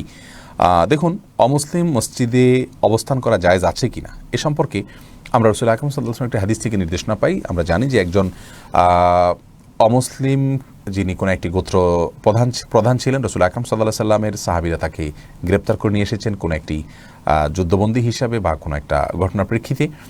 তারপরে তাকে নবী সাল্লাল্লাহু আলাইহি ওয়াসাল্লাম এবং সাহাবা ইকরাম তাকে মসজিদের ভেতরেই কিন্তু আবদ্ধ করে রেখেছেন। তার মানে মসজিদে থাকা যদি তাদের অমুসলিমদের জন্য মানে সাময়িক সময়ের জন্য সেখানে অবস্থান করা এটি কোনো হারাম কাজ নয়। যদি হারাম হতো তাহলে তাকে এখানে অবস্থান করার অনুমতি দেওয়া হতো না, যদি এ বিষয়ে ভিন্ন মত রয়েছে। আর ঘুমানোর কথা আপনি যেটা জানতে চেয়েছেন যে মসজিদে কেন ঘুমাতে যাবেন একজন অমুসলিম ব্যক্তি, তার জন্য বিকল্প জায়গা অবশ্যই ব্যবস্থা করা উচিত। যদি কোনো কারণে না থাকে, বিকল্প কোনো কিছু নিরুপায় হয়ে যায়, আশ্রয় নেওয়ার প্রয়োজন হয়, তাহলে সেটি অবশ্যই জায়েজ হবে ইনশাআল্লাহ বিদিনিল্লাহ। আর মিজউদ্দিন আপনি জানতেছেন পবিত্র কোরআন খতম করার পর কোরআনের পেছনের পাতায় যে দোয়া লেখা রয়েছে তা কি পড়তে হবে? ভাই রামিজ, এই বিষয়ে আমাদের একটা ভিডিও আছে আমাদের সুন্নাহ ফাউন্ডেশন ইউটিউব চ্যানেলে এবং ফেসবুক পেজে, সেগুলোতে আপনি মেহরবানি করে দেখে নেবেন, সেখানে বিস্তারিত আমরা বলেছি। কোরআন খতমের জন্য আসলে নির্দিষ্ট কোনো দোয়ার কথা কোরআন এবং হাদিসে উল্লেখ হয়নি। আমরা যতটুকু জানি যে কোরআন খতমের জন্য স্পেশালি রাসূল আকরাম সাল্লাল্লাহু আলাইহি ওয়াসাল্লাম থেকে কোনো দোয়া বর্ণিত হয়নি। তবে হ্যাঁ, সাহাবা ইকরামদের অনেকে কোরআন শেষ করার পরে যে জিনিসটা করতেন তা হলো তারা কোরআনের শেষ করার পর আল্লাহর কাছে বিশেষভাবে কিছু চাইতেন, যে একটা আমল শেষ হলো আল্লাহর কাছে কিছু চাইলাম, এটাকে মুস্তাহাব বলা যেতে পারে। কিন্তু রাসূল আকরাম সাল্লাল্লাহু আলাইহি ওয়াসাল্লাম থেকে কোনো নির্দিষ্ট ফরম্যাট শেখানো হয় না যে দোয়া পড়ার পরে গদবাদা এই দোয়াগুলো পড়তে হবে, যেমনটি অনেক কোরআনের শেষে উল্লেখ রয়েছে। বিধায় এ বিষয়ে আমাদের একটু দায়িত্বশীল থাকা উচিত। ইউটিউবেও আমাদের এই লাইভটি যাচ্ছে, আপনারা জানেন As-Sunnah foundation YouTube channel, As-Sunnah foundation নামে যে ইউটিউব চ্যানেল আছে সেখানেও এই লাইভটি যাচ্ছে, এবং সেখানে অনেকেই প্রশ্ন করছেন। সবার প্রশ্ন উত্তর হয়তো আমরা দিতে পারবো না, কিন্তু কিছু কিছু প্রশ্ন উত্তর তো আমরা অবশ্যই দিয়ে থাকি, আপনারা জানেন। ইউটিউব চ্যানেল থেকে একটি প্রশ্ন নিচ্ছি আমি, সেখানে সৈয়দ আশিক আপনি জানতে চেয়েছেন রিয়া নাম রাখা যাবে কি না। আমাদের ইউটিউব চ্যানেলে প্রশ্ন করেছেন সৈয়দ আশিক। দেখুন, রিয়া মানে হলো লৌকিকতা, মানুষ দেখানো। তো এমনিতে তো এ কাজটি ভালো কাজ, আল্লাহ মানুষকে দেখানোর উদ্দেশ্যে করাটা খারাপ কাজ, সেই অর্থে রিয়া ভালো কাজ নয়। কিন্তু রিয়া মানে দেখানো, এই শব্দের অর্থটা সব জায়গায় যে খারাপ হবে তা নয়। ভালো কাজ দেখানোর উদ্দেশ্যগুলো তখন এই শব্দটা খারাপ সেন্সে ব্যবহার হবে। বিধায় কোনো মেয়ের জন্য নাম যদি রিয়া রাখা হয় সেটি যে কোনো খারাপ কাজ হয়ে যাবে বা কোনো হারাম কাজ হবে এরকম নয়। তবে যেহেতু রিয়া এটি একটি অপরাধের নাম, বিধায় এই নামটা অ্যাভয়েড করাটাই আমার মনে হয় উত্তম হবে। এরপরে এমডি মেহেদী হাসান মুন্না জানতে চেয়েছেন বর্তমান আলেমদের নামের শেষে যে মাক্কি, মাদানী, কাসিমি, দেওবন্দি ইত্যাদি থাকে, এগুলো ইসলামী দৃষ্টিতে কতটুকু সুন্নাহ সম্মত? ভাই মেহেদী হাসান, আসলে আমাদের পরিচয় হওয়া উচিত আমাদের বংশের মাধ্যমে। সাহাবা ইকরাম নিজেদেরকে পরিচিত যেভাবে করতেন সেটি ছিল এভাবে যে নিজের নাম, বাবার নাম, সম্ভব হলে দাদার নাম এবং ফ্যামিলির নাম, অর্থাৎ কোন বংশের তিনি। আমাদের বাংলাদেশে আমাদের বা সাবকন্টিনেন্টে বংশের বিষয়টাকে এতটা গুরুত্বের সাথে দেখা হয় না, এটা দুঃখজনক, বা যে কোনোভাবে আমাদের এটি নাই আমাদের এখানে। তো সেক্ষেত্রে আমাদের বংশের মধ্যে উল্লেখযোগ্য কোনো বড় ব্যক্তিত্ব থাকলে তার নামের অংশকে জড়িয়ে দিয়ে সেটা তার বংশের আমি এইভাবে পরিচয় উল্লেখ করা যেতে পারে, এটা হলো সুন্নাহসম্মত। যেমন কথার কথা আবদুল্লাহ মোহাম্মদ সুলতান, কথার কথা আমার দাদা নাম হলো সুলতান, তিনি অনেক বড় আলেম ছিলেন, অনেক পরিচিত মানুষ ছিলেন, অনেক প্রতিষ্ঠিত মানুষ ছিলেন। তো তার বংশধর হিসাবে আমি বললে মানুষ চিনতে সুবিধা হবে। তাহলে সেক্ষেত্রে আমি বলতে পারি যে আহমদুল্লাহ বিন কথার কথা দিলওয়ার আস সুলতান, অর্থাৎ নামের শেষে বংশের নাম জুড়ে দেওয়া, এটা হলো সুন্নাহ সাহাবায়ে কেরামের। এখন যেটা হয়েছে যে বিভিন্ন স্থানে বসবাস করার কারণে অনেক সময় আমরা ওই স্থানের বলি। তো এটিও সাহাবীদের ভিতরে ছিল, যেমন সালমান রাদিয়াল্লাহু তাআলা আনহু, সালমান ফারসি রাদিয়াল্লাহু তাআলা আনহু, তিনি পারস্য থেকে আসতেন, তাকে বলা হতো সালমান আল ফারসি, হাদিসের মধ্যে রয়েছে। এই জন্য কোনো জায়গায় কেউ বসবাস করলে, কোনো জায়গায় তিনি ছিলেন, সেই জায়গার মাধ্যমে তার পরিচিতি হয়ে উঠেছে, তো ওইটার সাথে সম্বন্ধ করে তার নামের শেষে কোনো টাইটেল লাগানোটা দোষের নয়। তবে সাধারণ অবস্থাতে বংশের পরিচিতি নাম রাখাটাই হলো উত্তম। বহু প্রশ্ন আমি দেখতে পাচ্ছি ইউটিউবে, কিন্তু আসলে এতগুলো প্রশ্নের উত্তর দেওয়া কঠিন। তারপর আমরা কিছুটা প্রশ্ন নিচ্ছি সেখান থেকে। আমি মুস্তাফিজুর রহমান রাতুল, আপনি জানতে চেয়েছেন ইউটিউব চ্যানেলে, সন্তান মৃত্যুর পর মারা গেলে আকিকা করা যাবে কি না? মৃত্যুর সঙ্গে সঙ্গে যদি সন্তান মারা যায় তাহলে তার আকিকা করার প্রয়োজন নেই। 7ম দিনে আকিকা করতে হয়, তার আগে মারা গেলে তো আকিকার অপশনই আসেনি, তার আগে আল্লাহ তাকে নিয়ে গেছেন, বিধায় সেখানে আকিকা করার প্রয়োজন নেই। এরপরে গুলশানা আক্তার বোন, আপনি জানতেছেন মেয়েদের নাম উম্মে হাবিবা, উম্মে হুমায়রা রাখা যাবে কি না? রাখা যেতে পারে, অসুবিধা নেই। উম্মে হাবিবা মানে হাবিবার মা, উম্মে হুমায়রা মানে হুমায়রার মা। আসলে এটা নাম খুব বেশি অর্থবহ হয় না, কিন্তু রাখলে যে গুনাহ হবে এমন না, রাখা যেতে পারে। যদি তার মেয়ে থাকে হুমায়রা, তার মেয়ে থাকে হাবিবা, তাহলে সেক্ষেত্রে উম্মে হাবিবা রাখা উচিত। আমাদের দেশে উম্মে হাবিবা, উম্মে কুলসুম, উম্মে অমুক তমুক এইভাবে রাখা হয় অহরহ। তো এটি না রাখা উত্তম, কিন্তু রাখলে যে গুনাহ হবে এমন না, রাখা যেতে পারে, অসুবিধা নেই। ফাতিমা ইসলাম, আপনি জানতে চেয়েছেন যে বাচ্চাদের কমোডে পেশাব পায়খানা থাকলে ওই রুমে নামাজ পড়া যাবে কি না? কমোডের ভেতরে পেশাব আছে, ঢাকনা দেয়া আছে, দুর্গন্ধ ছড়াচ্ছে না, কোনো প্রকার অপরিচ্ছন্ন হচ্ছে না পরিবেশ, তাহলে সেক্ষেত্রে ওই রুমে নামাজ পড়া যাবে। কিন্তু যত দ্রুত সম্ভব এটাকে আপনার টয়লেটের কমোডে ফেলে এটাকে ফ্লাশ করে দেওয়া বা ড্রেনে ফেলে দেওয়া, বের করে দেওয়া উত্তম। কারণ যেই ঘরে নাপাক বা অপবিত্রতা থাকে সেখানে রহমতের ফেরেশতা আসে না, সেখানে আপনার দুষ্ট জিনদের আবাসন হয়ে থাকে, তাদের আক্রমণ বেশি হয়ে থাকে, তাদের সেখানে জলচল বেশি হয়ে থাকে। এই জন্য পেশাবকে অ্যাভয়েড করা উচিত। তাছাড়া কবরের আযাবের দুটি প্রধান কারণের ভিতরে একটা হলো যে পেশাব থেকে যারা পবিত্র থাকেন না। এই জন্য কমোডে বাচ্চা পেশাব করলে সে পেশাব এর গন্ধ যদি ছড়ায় বা ঢাকনা একটু সরে যেতে পারে বা কিছুটা হলেও তার স্মেল বের হতে পারে, এইসব জায়গা থেকে যত দ্রুত সম্ভব সেটাকে দূর করে ফেলা বা পরিষ্কার করে ফেলা উচিত। কিন্তু যদি কমোডে ঢাকনা থাকে এবং দুর্গন্ধ না ছড়ায় তাহলে নামাজ পড়তে অসুবিধা নেই। ইভেন দুর্গন্ধ ছড়ালেও নামাজ পড়লে নামাজ হয়ে যাবে, কিন্তু এটা অবশ্যই অনুচিত এবং নামাজের হক আদায় করে নামাজ পড়া হয় না এভাবে, যদি অপরিচ্ছন্ন থাকে বা দুর্গন্ধ আসে। মোহাম্মদ জাফর, আপনি জানতে চাইছেন স্মরণশক্তি বাড়াতে কী করবো, এর জন্য নির্দিষ্ট কোনো দোয়া আছে কিনা? স্মরণশক্তি বাড়ানোর জন্য একটি দোয়া, একটা আমলের কথা, দীর্ঘ একটা নামাজের পরে বিশেষ সূরা, নামাজের মধ্যে বিশেষ সূরা পাঠ করার কথা হাদিসে রয়েছে। সেই হাদিসের সনদ নিয়ে অনেক মুহাদ্দিসগণ আপত্তি তুলেছেন। স্মরণশক্তি বাড়ানোর জন্য মৌলিকভাবে আল্লাহর কাছে দোয়া করবেন আর পাপের কাছ থেকে বেঁচে থাকবেন। নিজের, বিশেষ করে আজকের যুগে স্মরণশক্তি নষ্ট হওয়ার একটা বড় কারণ হলো সোশ্যাল অ্যাক্টিভিটিস বা আমাদের অনেক কাজের সাথে, জগতের সাথে ইনভলভেশন, এগুলোর কারণে আমাদের স্মৃতিশক্তি কমে যাচ্ছে। এগুলো যত কমিয়ে আনা যায় তত বেশি স্মরণশক্তি ইনশাআল্লাহ বৃদ্ধি পাবে। তাছাড়া আল্লাহর কাছে দোয়া করা যেতে পারে। সেলিম হোসাইন, আপনি জানতে চেয়েছেন ব্যবসা প্রতিষ্ঠান জাকাত দেওয়ার পদ্ধতি কি? ব্যবসা প্রতিষ্ঠানকে আলাদাভাবে জাকাত দিতে হবে? দুইভাবে দেওয়া যেতে পারে। ব্যবসাটা যদি যৌথ হয় কয়েক ব্যক্তির অথবা এককই হলো, তাহলে ব্যবসার যে মূলধন আছে এটার জাকাত প্রতি বছর একবার করে আপনি দিলেন, তাতে জাকাত আদায় হয়ে যাবে। আবার ব্যবসা প্রতিষ্ঠানের যদি একাধিক মালিকানা থাকে, যার যার অংশের জাকাত তিনি প্রতি বছরে তার ব্যবসায় যে পরিমাণ টাকা খাটানো আছে সে টাকার জাকাত তিনি দিয়ে যাচ্ছেন, সেটাও হতে পারে, কোনো অসুবিধা নেই। শওকত ইসলাম, আপনি জানতেছেন আমি ঢাকায় থাকি, গ্রামে যদি 2 দিনের জন্য যাই তাহলে কি কসর নামাজ পড়তে হবে? গ্রামে যদি আপনার বাড়ি থাকে, নিজস্ব ঘর থাকে, বসবাসের স্কোপ থাকে, তাহলে সেটি আপনার একটা ঠিকানা। আর আপনার নিজস্ব ঠিকানা একাধিক হতে পারে। ঢাকায় একটা ঠিকানা আছে, গ্রামে আরেকটা ঠিকানা আছে, সেখানে আপনার ঘরবাড়ি আছে, আপনি তালাবদ্ধ করে আছেন, আপনার কক্ষ আছে, সেখানে আপনার রেস্ট ব্যবস্থা আছে, তার মানে আপনার ঠিকানা আছে। এরকম যদি হয় তাহলে সেখানে গিয়ে আপনি কিন্তু সালাত পরিপূর্ণভাবে আদায় করবেন, কারণ সেখানে আপনি মুসাফির নন নিজস্ব বাড়ি থাকলে। আর যদি সেখানে আপনি গেস্টের হিসেবে যান, অন্য কারোর বাসায় গিয়ে উঠেন, সেখানে গিয়ে বেড়ান, তাহলে তো আপনি মেহমান, অবশ্যই সেখানে আপনি কসর নামাজ পড়বেন। মোহাম্মদ মুরাদ হোসেন জানতেছেন নামাজ পড়া অবস্থায় অথবা রোজা অবস্থায় নাক দিয়ে রক্ত পড়লে কি নামাজ ও রোজা ভেঙে যাবে, রক্ত প্রবাহিত হলে ওযু ভেঙে যাবে।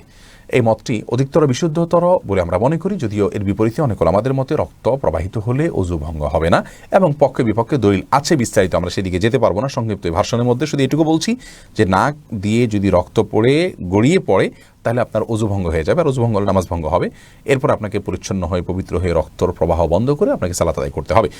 জোয়েল হাসান, আপনি জানতে চেয়েছেন নেকামল করার জন্য বউকে রাগারাই করা যাবে কিনা। অবশ্যই রাগারাই করা যাবে, ভালো কাজের জন্যই তো একে অন্যকে রাগারাই করবেন, কিন্তু সে রাগারাগিটা হবে অভিমানের রাগারাগি। সেটা নফল আমলের জন্য যদি হয়, কথা নফল রোজা রাখো, নফল নামাজ পড়ো, তাহাজ্জুদ পড়ো, বা এই সমস্ত কাজের জন্য কিন্তু আপনার অতিরিক্ত রাগারাগি করতে পারেন, অভিমান করতে পারেন। দাবির জায়গা থেকে কিছুটা মৃদু জোরাজুরি যেটাকে বলা যেতে পারে, আবদারের জোড়া জায়গা থেকে সেটি আপনি করতে পারেন, কিন্তু রাগারাগি বলতে সিরিয়াস রাগারাগি হয়, তাহলে নফল আমলের জন্য করার কোনো ইখতিয়ার আপনার নেই। হ্যাঁ, ফরজ আমলের ক্ষেত্রে যদি ঘাটতি থাকে, নামাজ পড়ছেন না, পর্দা করছেন না, হারাম কাজ করছেন, সেখানে তো অবশ্যই আপনি রাগারাগি করবেন, কারণ আপনার অধীনস্থের উপর আল্লাহ তাআলার কাছে আপনাকে জিজ্ঞাসাবাদ করা হবে। কুল্লুকুম রাইন ওয়া কুল্লুকুম মাসউলুন আন রাইয়াতিহি। নবী সাল্লাল্লাহু আলাইহি ওয়াসাল্লাম বলেছেন, প্রত্যেকে তোমরা দায়িত্বশীল, আর তোমার অধীনে যারা আছেন তাদের ব্যাপারে আল্লাহ তাআলার কাছে তোমাকে জিজ্ঞাসাবাদ করা হবে। বিধায় অবশ্যই আপনি তাকে যদি হারামে লিপ্ত হয়, ফরজ কাজ ছেড়ে দেয়, আপনি তাকে রাগারাগি করবেন, তার উপর আপনি প্রেশার ক্রিয়েট করবেন। তবে হ্যাঁ, সেই প্রেশার ক্রিয়েটটা যেন আবার জুলুমের পর্যায়ে না হয়, কারণ বাড়াবাড়ি করে জুলুম করে কোনোদিন কাউকে সঠিক পথে আনা যায় না। সেটা হবে সঠিক পথে আনার জন্য প্রচেষ্টার অংশ হিসাবে। আরাফাত সানি, আপনি জানতেছেন মহিলারা তালিম নামে একটা কাজ করে, এটা কতটুকু যৌক্তিক? এ বিষয়ে আমাদের একাধিক ভিডিও আছে পেজে, আরেকটা ভিডিও ইনশাআল্লাহ আগামী কয়েকদিনের মধ্যে আসবে, বিস্তারিত আমরা সেখানে বলবো। শুধু এটুকু বলে রাখি, মহিলারা নিজেদের মধ্যে যদি তালিমের অ্যারেঞ্জ করেন, একজন অন্যদেরকে শেখান, মৌলিকভাবে এটাতে কোনো দোষের কিছু নেই, কয়েকটি শর্ত সাপেক্ষে। নাম্বার 1, যিনি তালিম করবেন তিনি কি করছেন, কি বলছেন, সেটি কোরআন হাদিস থেকে হতে হবে, জেনে শুনে হতে হবে। সামান্য কিছু জানেন, বেশিরভাগ অজানা আছে, তিনি আন্দাজে বা অনুমান করে অনেক কথা বলছেন, এমনটি হতে পারবে না, এটি নিশ্চিত করতে হবে প্রথমত। নাম্বার 2, যে জায়গায় তালিম হচ্ছে সেই জায়গায় আশপাশের মেয়েরা আসছেন, তাদের অভিভাবকদের অনুমতি নিয়ে, তাদের স্বামী, বাবা, বড় ভাই যাদের অধীনে তারা আছেন তাদের অনুমতি নিয়ে আসছেন, সংসারের কাজকর্ম করে আসছেন, এবং এগুলোতে অতিরিক্ত ইনভলভ হয়ে যাচ্ছেন। আজকাল আমরা দেখতে পাচ্ছি যে অনেক মা বোনরা এই তালিমে এত বেশি ইনভলভ হয়ে যাচ্ছেন, সংসার, সন্তান সব কিছু বাদ দিয়ে বা দিনের বড় একটা অংশ এখানে লাগিয়ে দিচ্ছেন। অনেক সময় দেখা যায় পরিবারের হক তিনি আদায় করছেন না, এমনটি যেন না হয়। এর নির্দিষ্ট সময় হবে, পরিমিত হবে, অতিরিক্ত কোনো কিছুই ভালো নয়, এবং তার সংসারের মূল কাজ ইত্যাদি শেষ করে তারপরে হবে। অভিভাবকের অনুমতি ছাড়া তিনি অন্য কোথাও গিয়ে এটি করতে পারবেন না, কারণ এটি তার জন্য ফরজ নয়। তৃতীয়ত, সফরের দূরত্ব যদি হয় তাহলে সেক্ষেত্রে তার সঙ্গে কোনো মাহরাম ছাড়া যদি তিনি একাকী যান অন্য মহিলাদের সঙ্গে, সেটিও জায়েজ হবে না। এই বিষয়গুলোকে মাথায় রেখে করলে সেটি জায়েজ হবে ইনশাআল্লাহ বিদিনিল্লাহ। নাজিম আদনান, আপনি জানতে চাচ্ছেন মৃত ব্যক্তির জন্য দান করা যাবে কি না। মৃত ব্যক্তির পক্ষ থেকে দান করবেন, অসুবিধা নেই, করতে পারেন। রাসূল আকরাম সাল্লাল্লাহু আলাইহি ওয়াসাল্লামকে একজন সাহাবী বলছেন, ইয়া রাসূলুল্লাহ, আমার মা মারা গেছেন, আফা আহুজ্জু আনহা, আমি তার পক্ষ থেকে ওমরা করতে পারি, হজ করতে পারি কিনা? করতে পারো। অনেকজন বলছেন, রাসূলুল্লাহ, আমার মায়ের পক্ষ থেকে আমি একটা কূপ খনন করে দিতে চাই, মানুষ পানি পান করবে, সবটা আমি আল্লাহকে বলবো, আমার মাকে দেওয়ার জন্য দেওয়া যাবে কিনা? নবী সাল্লাল্লাহু আলাইহি ওয়াসাল্লাম বলেছেন, অবশ্যই দেওয়া যাবে। তাহলে বোঝা গেল মৃত ব্যক্তির তরফ থেকে দান করা যায়, যে কোনো কিছু আপনি দান করতে পারবেন। এরপরে HM ইমরান হোসেন জানতে চেয়েছেন, জুমার দ্বিতীয় খুতবার পর ইকামতের আগে কোনো কথা বলা যাবে কিনা, দয়া করে বলবেন প্লিজ।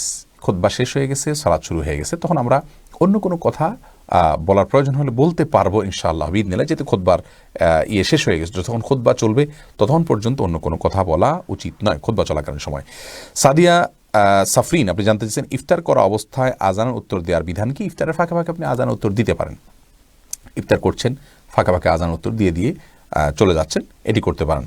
সালমা সিদ্দিকা, আপনি জানতে চেয়েছেন ভ্রু তোলা গুনাহ, কিন্তু কাঁচি দিয়ে কাটা কি গুনাহ? যদি কাটার প্রয়োজন হয়, অতিরিক্ত বড় হয়ে যায়, অড হয়ে যায়, বা আমার জন্য বিরক্তির কারণ হয়, তাহলে সেটা অবশ্যই কাটা যেতে পারে।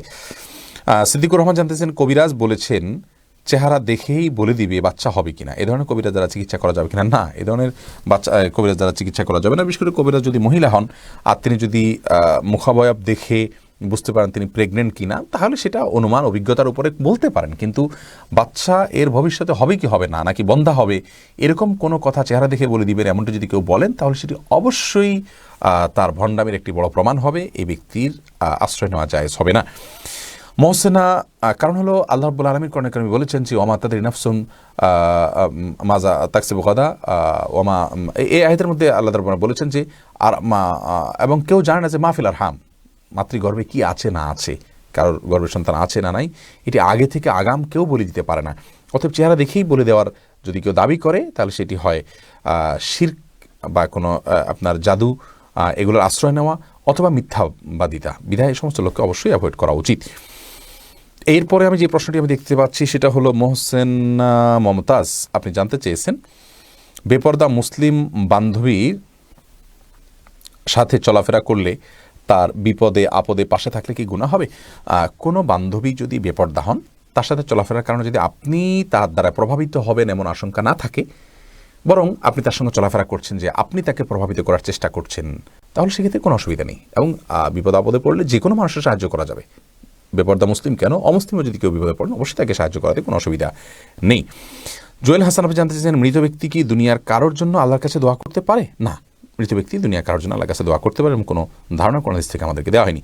এমডি সাইফুর রহমান তালুকদার আপনি জানতে চাইছেন শিরক করলে কি বউ তালাক হয়ে যাবে? শিরক যদি বড় শিরক হয়ে যায়, যেটা ফলে মানুষ ইমান থেকে খারিজ হয়ে যায়, কথা কথা স্বামী তিনি কোনো কবরে সিজদা করা শুরু করে দিলেন, তাহলে এটা বড় শিরক হয়ে গেল। এটা জেনে শুনে তিনি যদি এই কাজটি করেন, তাহলে সেক্ষেত্রে তিনি বড় শিরকে লিপ্ত হওয়ার কারণে ইসলাম থেকে খারিজ হয়ে গেছেন। আর তার স্ত্রী যদি তাওহীদবাদী হয়ে থাকেন, তিনি যদি এক আল্লাহর ইবাদত করে থাকেন, শিরকে আকবার না করেন, তাহলে সেক্ষেত্রে তার এই অপরাধের কারণে তাদের দাম্পত্য সম্পর্ক কিন্তু আর থাকে না।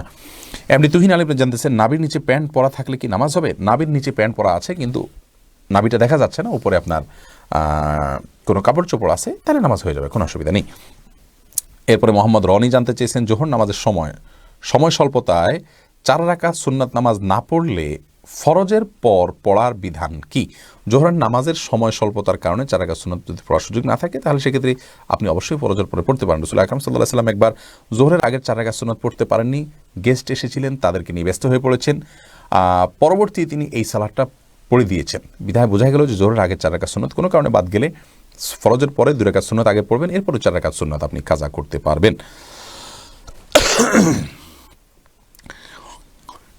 এরপরে উর্মিলা বাসার অমি আপনি জানতে চেয়েছেন আমার ছেলের নাম রেখেছি ওয়াসি, পরে জেনেছি আল্লাহ তাআলার নাম ওয়াসিয়া, এখন আমার করণীয় কি? দেখুন, আল্লাহ তাআলার গুণবাচক নামের মধ্যে যে নামের অর্থ মিনিং মানুষের ক্ষেত্রে ফিট হয় বাহ্যিকভাবে হলেও, সেটি মানুষের জন্য রাখলে সরাসরি শিরক হবে না, গুনাহ হবে না, জায়েজ আছে। যদি উত্তম আব্দুল ওয়াসি রাখা, আপনি এখন তাকে আব্দুল ওয়াসি বলে রাখেন, তাহলে সেটা হবে আপনার জন্য উত্তম সমাধান। কিন্তু ওয়াসি শব্দের অর্থ হলো প্রশস্ত, এটা আক্ষরিক অর্থে বা রূপক অর্থে মানুষের জন্য ফিট হয়, কিন্তু বিধায় এ নাম রাখলে আপনি সরাসরি শিরকে লিপ্ত হচ্ছেন এমনটি বলার কোনো কারণ নেই।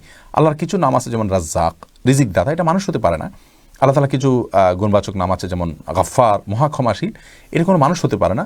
রহমান, এটা কোনো মানুষের জন্য ফিট হতে পারে না। কিন্তু অন্যগুলো যেগুলো ফিট হতে পারে, যেমন রউফ মানে যার ভিতরে দয়া মায়া আছে, রহিম যিনি অন্যের প্রতি করুণা করেন, তো এই বিষয়গুলো মানুষের মধ্যেও আছে, কিন্তু যদিও আল্লাহর জন্য যে মাত্রায় আছে সেই মাত্রায় মানুষের জন্য মধ্যে নেই। তো যেহেতু রূপকর্তে হলেও কিছুটা হলেও মানুষের ক্ষেত্রে ফিট হয়, সেটি মানুষকে বলা যায়। আল্লাহ তাআলা কোরআনে কারিমে তার রাসূলকে বলেছেন রউফ রহিম বলে মন্তব্য করেছেন, আজিজ বলে মন্তব্য করেছেন। তাহলে বোঝা গেল যে মানুষের জন্য এগুলো জায়েজ আছে, আপনি ওয়াসি রাখতে পারেন, কিন্তু আব্দুল ওয়াসি রাখাটাই হলো আপনার জন্য অধিকতর সুন্দর। এরপরে নুসরাত জাহান প্রশ্ন করেছেন গীবতের গুনাহ থেকে কিভাবে বাঁচবো? কেউ যদি আমার সামনে এবং আমার সে মুরব্বী হয়, দূরে সরে যাবেন, যথাসম্ভব দূরে সরে যাবেন এবং তার কথা শুনবেন না, অ্যাভয়েড করবেন আল্লাহর ভয়ে, যদি তাকে বোঝাতে না পারেন। আয়েশা সিদ্দিকা জানতে চাইছেন অনলাইনে মহিলারা চেহারা না দেখিয়ে জামা কাপড় কসমেটিক বিক্রি করলে জায়েজ হবে কিনা? শুধু মেয়েদের মধ্যে হলে, মেয়েদের সাথে কথাবার্তা হলে জায়েজ আছে, বা পুরুষদের সঙ্গে যদি করতে হয় কণ্ঠের মধ্যে কোমলতা না এনে পর্দার সম্পূর্ণ বিধিবিধানগুলো মেনে তারপরে তিনি করতে পারবেন নিরুপায় হলে।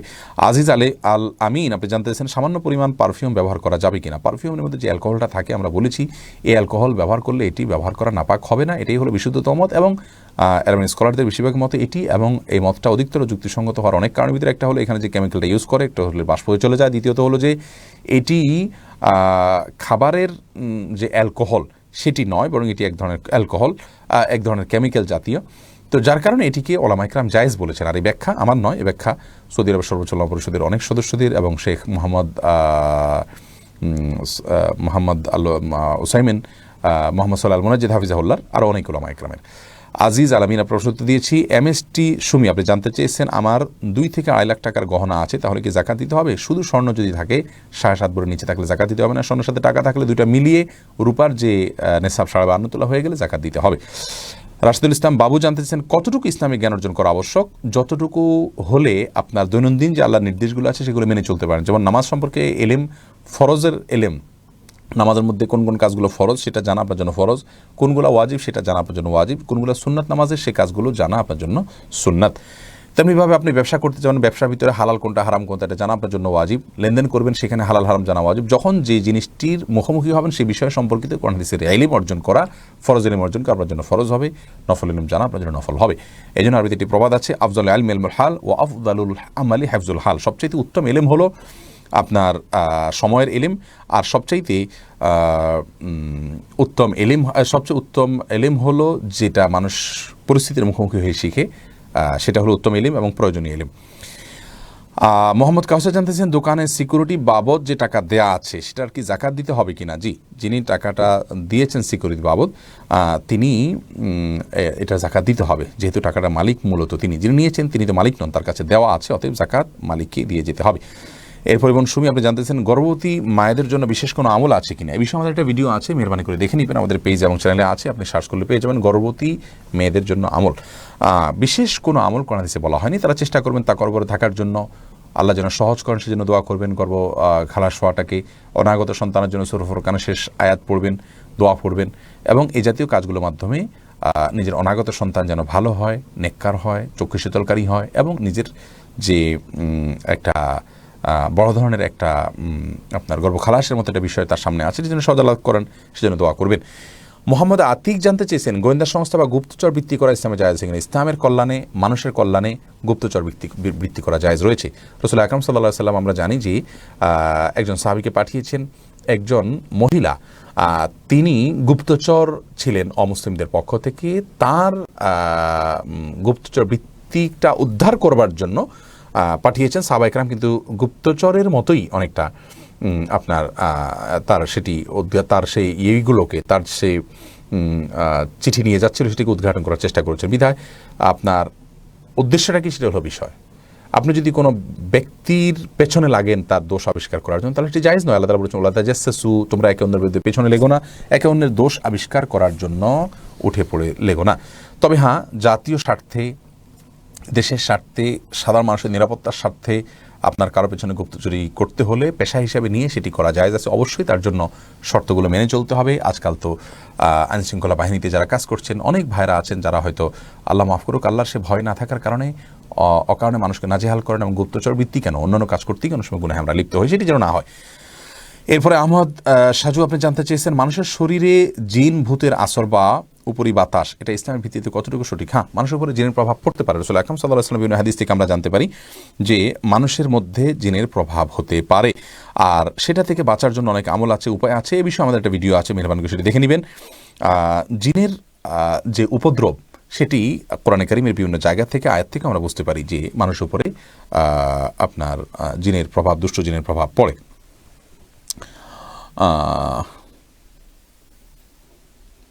এটাকে মাস বলা হয় কোরআনের ভাষায়, স্পর্শ করা জিনের। এরপরে আমি যে প্রশ্ন দিয়েছি, এনবি শিল্পী আপনি জানতে চেয়েছেন, নামাজে দাঁড়ালে নামাজ পড়া অবস্থায় আমার হাঁচি আসে, তখন কি হাঁচির জবাব দিতে হবে? না, নামাজের মধ্যে হাঁচি আসলে হাঁচির জবাব দিবেন না, এমনি ইগনোর করে চলে যাবেন। মোহাম্মদ আব্দুল কাদের জানতে চেয়েছেন, আওয়াজ না করে সিররান তালাক দিলে কি তালাক হবে? মনে মনে তালাক দিলে তালাক হবে না, মুখে উচ্চারণ করতে হবে অথবা লিখতে হবে। মীর সাউদ জানতে চেয়েছেন, শরিয়া ভিত্তিক ব্যাংকে ডিপিএস করা যাবে কিনা? যদি বিকল্প কোনো ওয়ে থাকে সেটা করা উচিত। যদি কোথাও ব্যবসায় খাটানোর মতো নির্ভরযোগ্য জায়গা থাকে, কোনো বৃদ্ধ মানুষ পেনশন টাকা পেয়েছেন, আস্থা রাখার মতো কোনো জায়গা নেই, ইসলামী ব্যাংকগুলোতে শরিয়া ভিত্তিক ডিপিএস করা জায়েজ আছে। তবে কতটা ইসলামকে ফলো করা হয়ে থাকে, কোনটা করলে ইসলাম ফলো হয়, কোনটা করলে ইসলাম ফলো হয় না, এই বিষয়গুলো সম্পর্কে একটু মৌলিক ধারণা থাকা উচিত। এবং এ বিষয়ে আমরা সেন্ট্রাল শরিয়া board for Islami banks of Bangladesh এটা মিটিংয়ে আমাকে দাওয়াত দেওয়া হয়েছিল, আমি সেখানে প্রস্তাব পেশ করেছি যে গ্রাহকদেরকে যেন ন্যূনতম পলিসিটা কিভাবে করলে ইসলামিক হয়, কীভাবে হলে ইসলামিক হয় না, এই ধারণা অন্তত তাদের দেওয়ার জন্য সুযোগ থাকা উচিত, যাতে করে তারা তাদের অধিকারটা আদায় করতে পারেন যে কতটা শরিয়া ভিত্তিক হচ্ছে। মৌলিক কথা হলো যে জায়েজ রয়েছে যদি বিকল্প কোনো ভালো ওয়ে না থাকে, তার কাছে নিরাপদ ওয়ে না থাকে। সাইদুল ইসলাম জানিয়েছেন, বিয়ে করা কি সুন্নাত নাকি ফরজ নাকি ওয়াজিব? এ বিষয়ে আমাদের ম্যাক্সিমাম বিষয়ে আসলে ভিডিও রয়েছে, আপনারা শুনে নিতে পারেন। বিয়ে করা এটাকে ফরজ, ওয়াজিব, সুন্নাত কোনোটি এক কথা বলা যাবে না। সাধারণ অবস্থাতে বিয়ে করা সুন্নাত। নবী সাল্লাল্লাহু আলাইহি ওয়াসাল্লাম বলেছেন, হাদিসে আসছে, আন-নিকাহু মিন সুন্নতি, বিয়ে আমার সুন্নাত, এটা নবী সাল্লাল্লাহু আলাইহি ওয়াসাল্লামের কথা।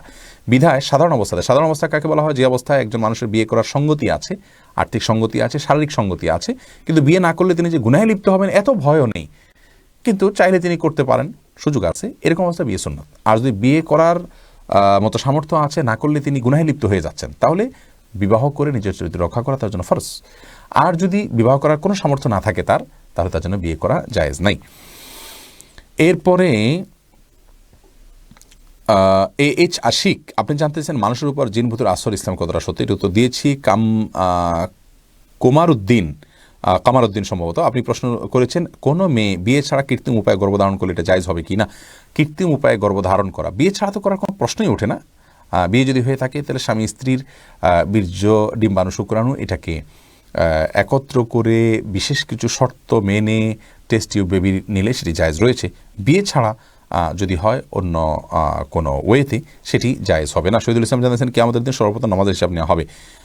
দ্বিতীয়ত যে চুপ থাকে সে নাজাত পায়। অনেকে বলেন এই দুটি জাল হাদিস, এই কথা সঠিক কিনা? না, জাল হাদিস হবে কেন? কিয়ামতের দিন সর্বপ্রথম নামাজের হিসাব নেওয়া হবে বিশুদ্ধ হাদিস। নবী সাল্লাল্লাহু আলাইহি ওয়াসাল্লাম বলেছেন আউয়ালু মা ইউহাসাবুল আবদু ইয়াউমাল কিয়ামাতি আস-সালাহ। এটি বিশুদ্ধ হাদিস, এটি কি জাল বলার কোনো কারণ নেই। তারপরে যেমন সমাতা নাজা, যে ব্যক্তি চুপ থাকলে নিরাপদ হলো, এটিও জাল হাদিস নয়। এমডি মুজাহিদুল ইসলাম জানতেছেন গোপনে বিয়ে পড়িয়ে রেখে পরবর্তীতে মেয়ের পরিবারকে জানালে বিয়ে জায়েজ হবে কিনা? মেয়ে তার অভিভাবকের অনুমতি ছাড়া বিয়ে করতে পারবেন কিনা? ফুকাহা একরাম মতবিরোধ রয়েছে। না পারার মতটিকে আমরা অগ্রাধিকার দিব। আজ অহরহ পালিয়ে বিয়ে হচ্ছে, সেগুলো সংসার টিকছে না, অশান্তি হচ্ছে, বিপদে পড়ছে, প্রতারণা হচ্ছে।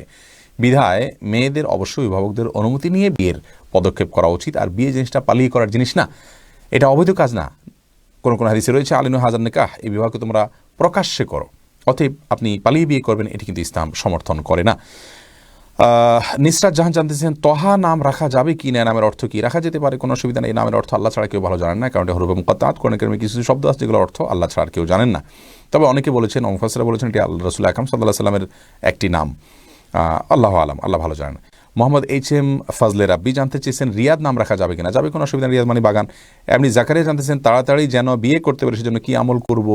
আমল হলো বেশি বেশি করে হালাল উপার্জনের চেষ্টা করবেন, সকালে ভোরে বের হয়ে যাবেন, পরিশ্রম করবেন, কোনো কাজকে ছোট মনে করবেন না, সিরিয়াসনেসের সাথে কাজ করবেন, খুব ভালো করে কাজ করবেন, দুনিয়াকে ভালো করে উপার্জন করবেন, বিবাহের প্রয়োজনে অর্থ সংগ্রহ করবেন, আল্লাহর কাছে দোয়া করবেন, সূরা ফুরকান আয়াত নম্বর ৭৪ বেশি বেশি পড়বেন, মা বাবাকে বোঝাবেন, সাধারণভাবে আল্লাহর কাছে নামাজের পরে বিভিন্ন দোয়া কবুলের সময়গুলোতে হাত তুলে বা বিভিন্নভাবে আল্লাহর কাছে দোয়া করবেন যেন আল্লাহ তাআলা আপনার মনোবাসনা পূরণ করে এবং আপনার প্রয়োজন মিটিয়ে দেন ইনশাআল্লাহ বিদিনিল্লাহ। নুসরাত জাহান জানতে চেয়েছেন অবিবাহিত মেয়ে কি বিবাহিত মেয়ের সমান হতে পারে না? আত্মনিয়ন্ত্রণ করে কি কোনো মেয়ে সিঙ্গেল থাকতে পারবে? আমরা একটু আগেই বলেছি বিয়ে করা সবার জন্য ফরজ নয়। যদি কেউ আত্মনিয়ন্ত্রণ করতে পারেন তিনি বিয়ে না করে থাকতে পারেন, কোনো অসুবিধা নেই, কিন্তু করাটা হলো উত্তম এবং সুন্নাহ। ইফতেখার উদ্দিন ইফতি জানতে চাইছেন জমজম কূপের পানির সাথে সাধারণ পানি মিশানোর পর সেই পানির সাথে আবার সাধারণ পানি মিশালে তাতে কি বারাকা পাওয়া যাবে? জমজম কূপের পানি যে পিওর পানি খাওয়া উচিত, এটাকে মেশালে বরকত পাওয়া যেতে পারে, মানে আশা করাতে দোষের কিছু নেই, কিন্তু সচরাচর এ ধরনের ক্ষেত্রে আমাদের বেশিরভাগ ওলামায়ে কেরামের হলো যে আপনি অল্প খান, কিন্তু যেটুকু আছে সেটুকু পিওর করে খান, আপনি মেশাবেন না। মেশালে যে বরকত হবে না এমনটি আশা বলা নিশ্চিত করে বলা যায় না, আল্লাহু আলাম। কিন্তু স্বাভাবিক জমজম পানির যে ফজিলত রয়েছে সেটি পাওয়ার জন্য শুধু জমজম পানি, ফ্রেশ জমজম পানি খাওয়ার চেষ্টা করা উচিত। ইসরা জাহান আপনি জানতে চেয়েছেন ইস্তেখার নামাজ পড়ার জন্য কি এশার নামাজ পড়ার পর নতুন করে উজু করতে হবে? ইস্তেখার নামাজ যে কোনো সময় পড়া যায়। আমরা অনেক মনে করি রাতের সবার সময় পড়তে হয় না, যে কোনো সময় পড়তে পারেন। 2 রাকাত নামাজ পড়বেন, আগের উজু দিয়ে পড়তে পারেন, নতুন কোনো উজু করা কোনো জরুরি নয়। দোয়া পড়বেন, নামাজ পড়বেন, ইস্তেখারা দোয়া পড়বেন, বাস ইস্তেখারা হয়ে গেল। দিনে কয়েকবার হতে পারে, ইস্তেখার নামাজ বারবার হতে পারে, কয়েকদিন ধরে হতে পারে টানা। শুইতে হবে, শোয়ার আগে পড়তে হবে, স্বপ্নে দেখতে পাবেন, কোনো কথা নেই। আপনার এরপরে কাজের যে সিদ্ধান্ত হবে সেটার মধ্যে কল্যাণ আছে, আপনি ধরে নেবেন। আর ইস্তেখারা মানে হলো কল্যাণ চাওয়া। ইস্তেখারা মানে এই না যে স্বপ্নে আমি সিদ্ধান্ত পেয়ে যাব, এরকম কিন্তু নিশ্চিত করে বলা যায় না। হ্যাঁ, হতে পারে স্বপ্নে আল্লাহ তাআলা কোনো ইঙ্গিত দিয়েছেন, এটা হতে পারে। এরপরে IHM আসিবুল হাসান আপনি জানতেছেন দাঁত ভেঙে গেলে নতুন করে দাঁত লাগানো যাবে কি না? যদি আপনার দাঁত লাগাতে না লাগালে অসুবিধা হয়, দাঁত লাগাবেন, কোনো অসুবিধা নেই। আলগা দাঁত লাগানোতে কোনো অসুবিধা নেই। সাহাবায়ে কেরামের যুগে এরকম শরীরে অতিরিক্ত কোনো অঙ্গ আপনার হানি হলে সেটি পুনরায় লাগানোর বিষয়টি আমরা জানতে পারি, প্রমাণিত। ইমরান হোসেন আপনি জানতেছেন নাম গোলাম মোস্তফা রাখা যাবে কিনা? গোলাম মোস্তফা নামটা আসলে কোনো সুন্দর বা অর্থবহ নাম নয়। গোলাম শব্দটি আরবিতে হয় শিশু, বাচ্চা, আর ফার্সিতে গোলাম মানে দাস। গোলাম মুস্তফার মানে যদি ফার্সি অর্থ নেই তাহলে মুহাম্মদ সাল্লাল্লাহু আলাইহি সাল্লামের দাস আমরা এই অর্থ হয়, সেটি তো সঠিক না, আমরা আল্লাহর দাস। আর যদি আরবি হয় তাহলে মুহাম্মদ সাল্লাল্লাহু আলাইহি সাল্লামের বাচ্চা হয়, তার ছেলে হয়, সন্তান হয়, তো সেটাও তো আসলে সঠিক অর্থে না। কিন্তু আরবিতে গোলাম মুস্তফার অর্থ যদি এমন হয় যে মুহাম্মদ সাল্লাল্লাহু আলাইহি সাল্লামের সন্তান, আদর্শিক সন্তান, সেদিক থেকে গোলাম রাখলাম, অথবা তার জুনিয়র আমরা, ছোট বাচ্চার তুল্য তার কাছে আমরা, সেই সব দৃষ্টিকোণ থেকে রাখলে গোলাম মোস্তফা রাখা যেতে পারে, কিন্তু এই ধরনের নাম না রাখাই হলো উচিত, যেগুলোর ভালো মন্দ নানা রকমের অর্থ হওয়ার সম্ভাবনা রয়েছে। শরফুল আনাম আপনি জানেন বাড়িতে কুকুর পালন করা যায় কিনা, বিষয়ে আমাদের ভিডিও রয়েছে। বাড়িতে কুকুর পালন করা জায়েজ রয়েছে, বাড়ির বাইরে থাকবে, আপনার জাস্ট আপনার পাহারাদারির জন্য, এই উদ্দেশ্যে যদি হয়। এমডি বাদশাহ শেখ আপনি জানতেছেন চাকরির বিনিময়ে বিয়ে করা জায়েজ আছে কিনা। জায়েজ আছে, যেমনটি মুসা আলাইহিস সালাম করেছেন। তাসলিমা মুন্নাহ আপনি জানতে চেয়েছেন অনিচ্ছাকৃতভাবে কোরআন হাত থেকে পড়ে গেলে কি করতে হবে। অনিচ্ছাকৃতভাবে পড়ে গেলে তওবা করতে হবে, সামনে থেকে সাবধান হতে হবে, সিরিয়াস হতে হবে, কোরআন ধরার ক্ষেত্রে দায়িত্বশীল হতে হবে। এর বাইরে বিশেষ করে লবণ দিতে হবে, চাউল দিতে হবে এরকম কথা নেই কোরআন হাদিসে, এগুলো আমাদের নিজেদের বানানো। আশিকুর রহমান শেখ জানতেছেন 6 তলা থেকে উঠানামা করতে একটু কষ্ট হয়, তাই বাসায় নামাজ আদায় করলে কি নামাজ হবে। বৃদ্ধ মানুষ যদি হয়, তার জন্য যদি অনেক বেশি কষ্টের কারণ হয়, পড়ে যাওয়ার আশঙ্কা থাকে, তিনি বাসায় নামাজ পড়তে পারেন ইনশাআল্লাহ বিদিনা। তবে স্বাভাবিক অবস্থাতে একটু কষ্ট হয় দেখে এটা আমরা না করে থাকবো না, আমরা কিন্তু অনেক কাজ কষ্ট করেই করি। ইসরা জাহান জানতেছেন স্বামীর পদবি কি স্ত্রীর নামের সাথে লাগানো যাবে। স্বামীর পদবি স্ত্রীর নামের সাথে লাগানোটা সুন্নাহ বিরোধী কাজ। লাগালে যে কোনো বড় গুনাহ হবে এমন নয়, কিন্তু এটি উচিত কাজ নয়। স্ত্রীর নামের শেষে তার বাবা, তার বংশের নামকে পদবি হিসেবে উল্লেখ করবেন। এরপরে লাবণ্য আখতার প্রীতি আপনি জানতে চেয়েছেন ফ্রাইডে সূরা কাহাফ পড়তে হয়, এতে সম্পূর্ণ সূরা পড়তে হবে নাকি কিছু আয়াত পড়লেই হবে। সম্পূর্ণ সূরা পড়া হলো উচিত, এবং কিয়ামত দিন সেটি আলোর কাজ দিবে। যদি হাদিসের সনদ দিয়ে অনেকে আপত্তি তুলেছেন, তবে বিশুদ্ধ মত অনুযায়ী পড়া যায় এবং পড়া উচিত। পড়লে কিয়ামত দিন সেটা আলো বা লাইটের কাজ দিবে ইনশাআল্লাহ। আফরোজা মিতা আপনি জানতে চাইছেন হজের জন্য রেজিস্ট্রেশন করে মারা গেছেন, এখন কি করতে হবে। যদি তার উপরে হজ আগেই ফরজ ছিল, যে বছর রেজিস্ট্রেশন করেছেন সেই বছর নয়, তারও আগে থেকে ফরজ ছিল, তাহলে সেক্ষেত্রে তার ওয়ারিশে তার পক্ষ থেকে পরবর্তীতে হজ করানোর ব্যবস্থা করবেন, কাউকে দিয়ে বলতে হজ করাবেন। অথবা যদি তার যে বছর রেজিস্ট্রেশন করেছেন, টাকা জমা দিয়েছেন, সেই বছরই তার উপর হজ ফরজ হয়েছিল, তাহলে পরবর্তীতে কোনো বছর তিনি চাইলে হজ করবেন, তাতে ইনশাআল্লাহ তার দায়িত্ব পালন হয়ে যাবে। তিনি তিনি তো মারাই গেছেন, পরবর্তী কোনো বছর আর তার হজ করার প্রয়োজন নেই, কারণ হজ ফরজই হয় না তার উপরে। তিনি টাকা জমা দিয়েছেন কিন্তু যাওয়ার স্কোপ পান নাই, তার মানে হজ ফরজনের সাধ্যেই আসে নাই, বিধায় তার পক্ষ থেকে পরে হজ না করলেও চলবে। ইমরান জানতে চেয়েছেন অজু করার সময় আজানের উত্তর দেওয়া যাবে কিনা। যাবে, ফাঁকে ফাঁকে আপনি দিতে পারেন, তবে পানি অপচয় করে না, টেপ বন্ধ করে ফাঁকে ফাঁকে দিয়ে নিতে পারেন। তানভীর চৌধুরী ইচ্ছু আপনি জানতে চেয়েছেন অনেকগুলো দোয়া যখন পড়বো তখন কি প্রতিটি দোয়ার জন্য বিসমিল্লাহ পড়তে হবে না। দোয়া পড়ার আগে বিসমিল্লাহ পড়ার প্রয়োজন নেই। দোয়া স্বয়ংক্রিয়ভাবে ওইটা আল্লাহর নামই, দোয়ার মধ্যে আল্লাহর নাম থাকেই, বিধায় আলাদা করে বিসমিল্লাহ পড়ার প্রয়োজন নেই কোনো দোয়া শুরুতে। নুরুল ইসলাম জনি জানতে চেয়েছেন 4 কুল সহ আয়াতুল কুরসি পড়ার পরেও বাজে স্বপ্ন দেখি, এটা থেকে বাঁচার উপায় কি।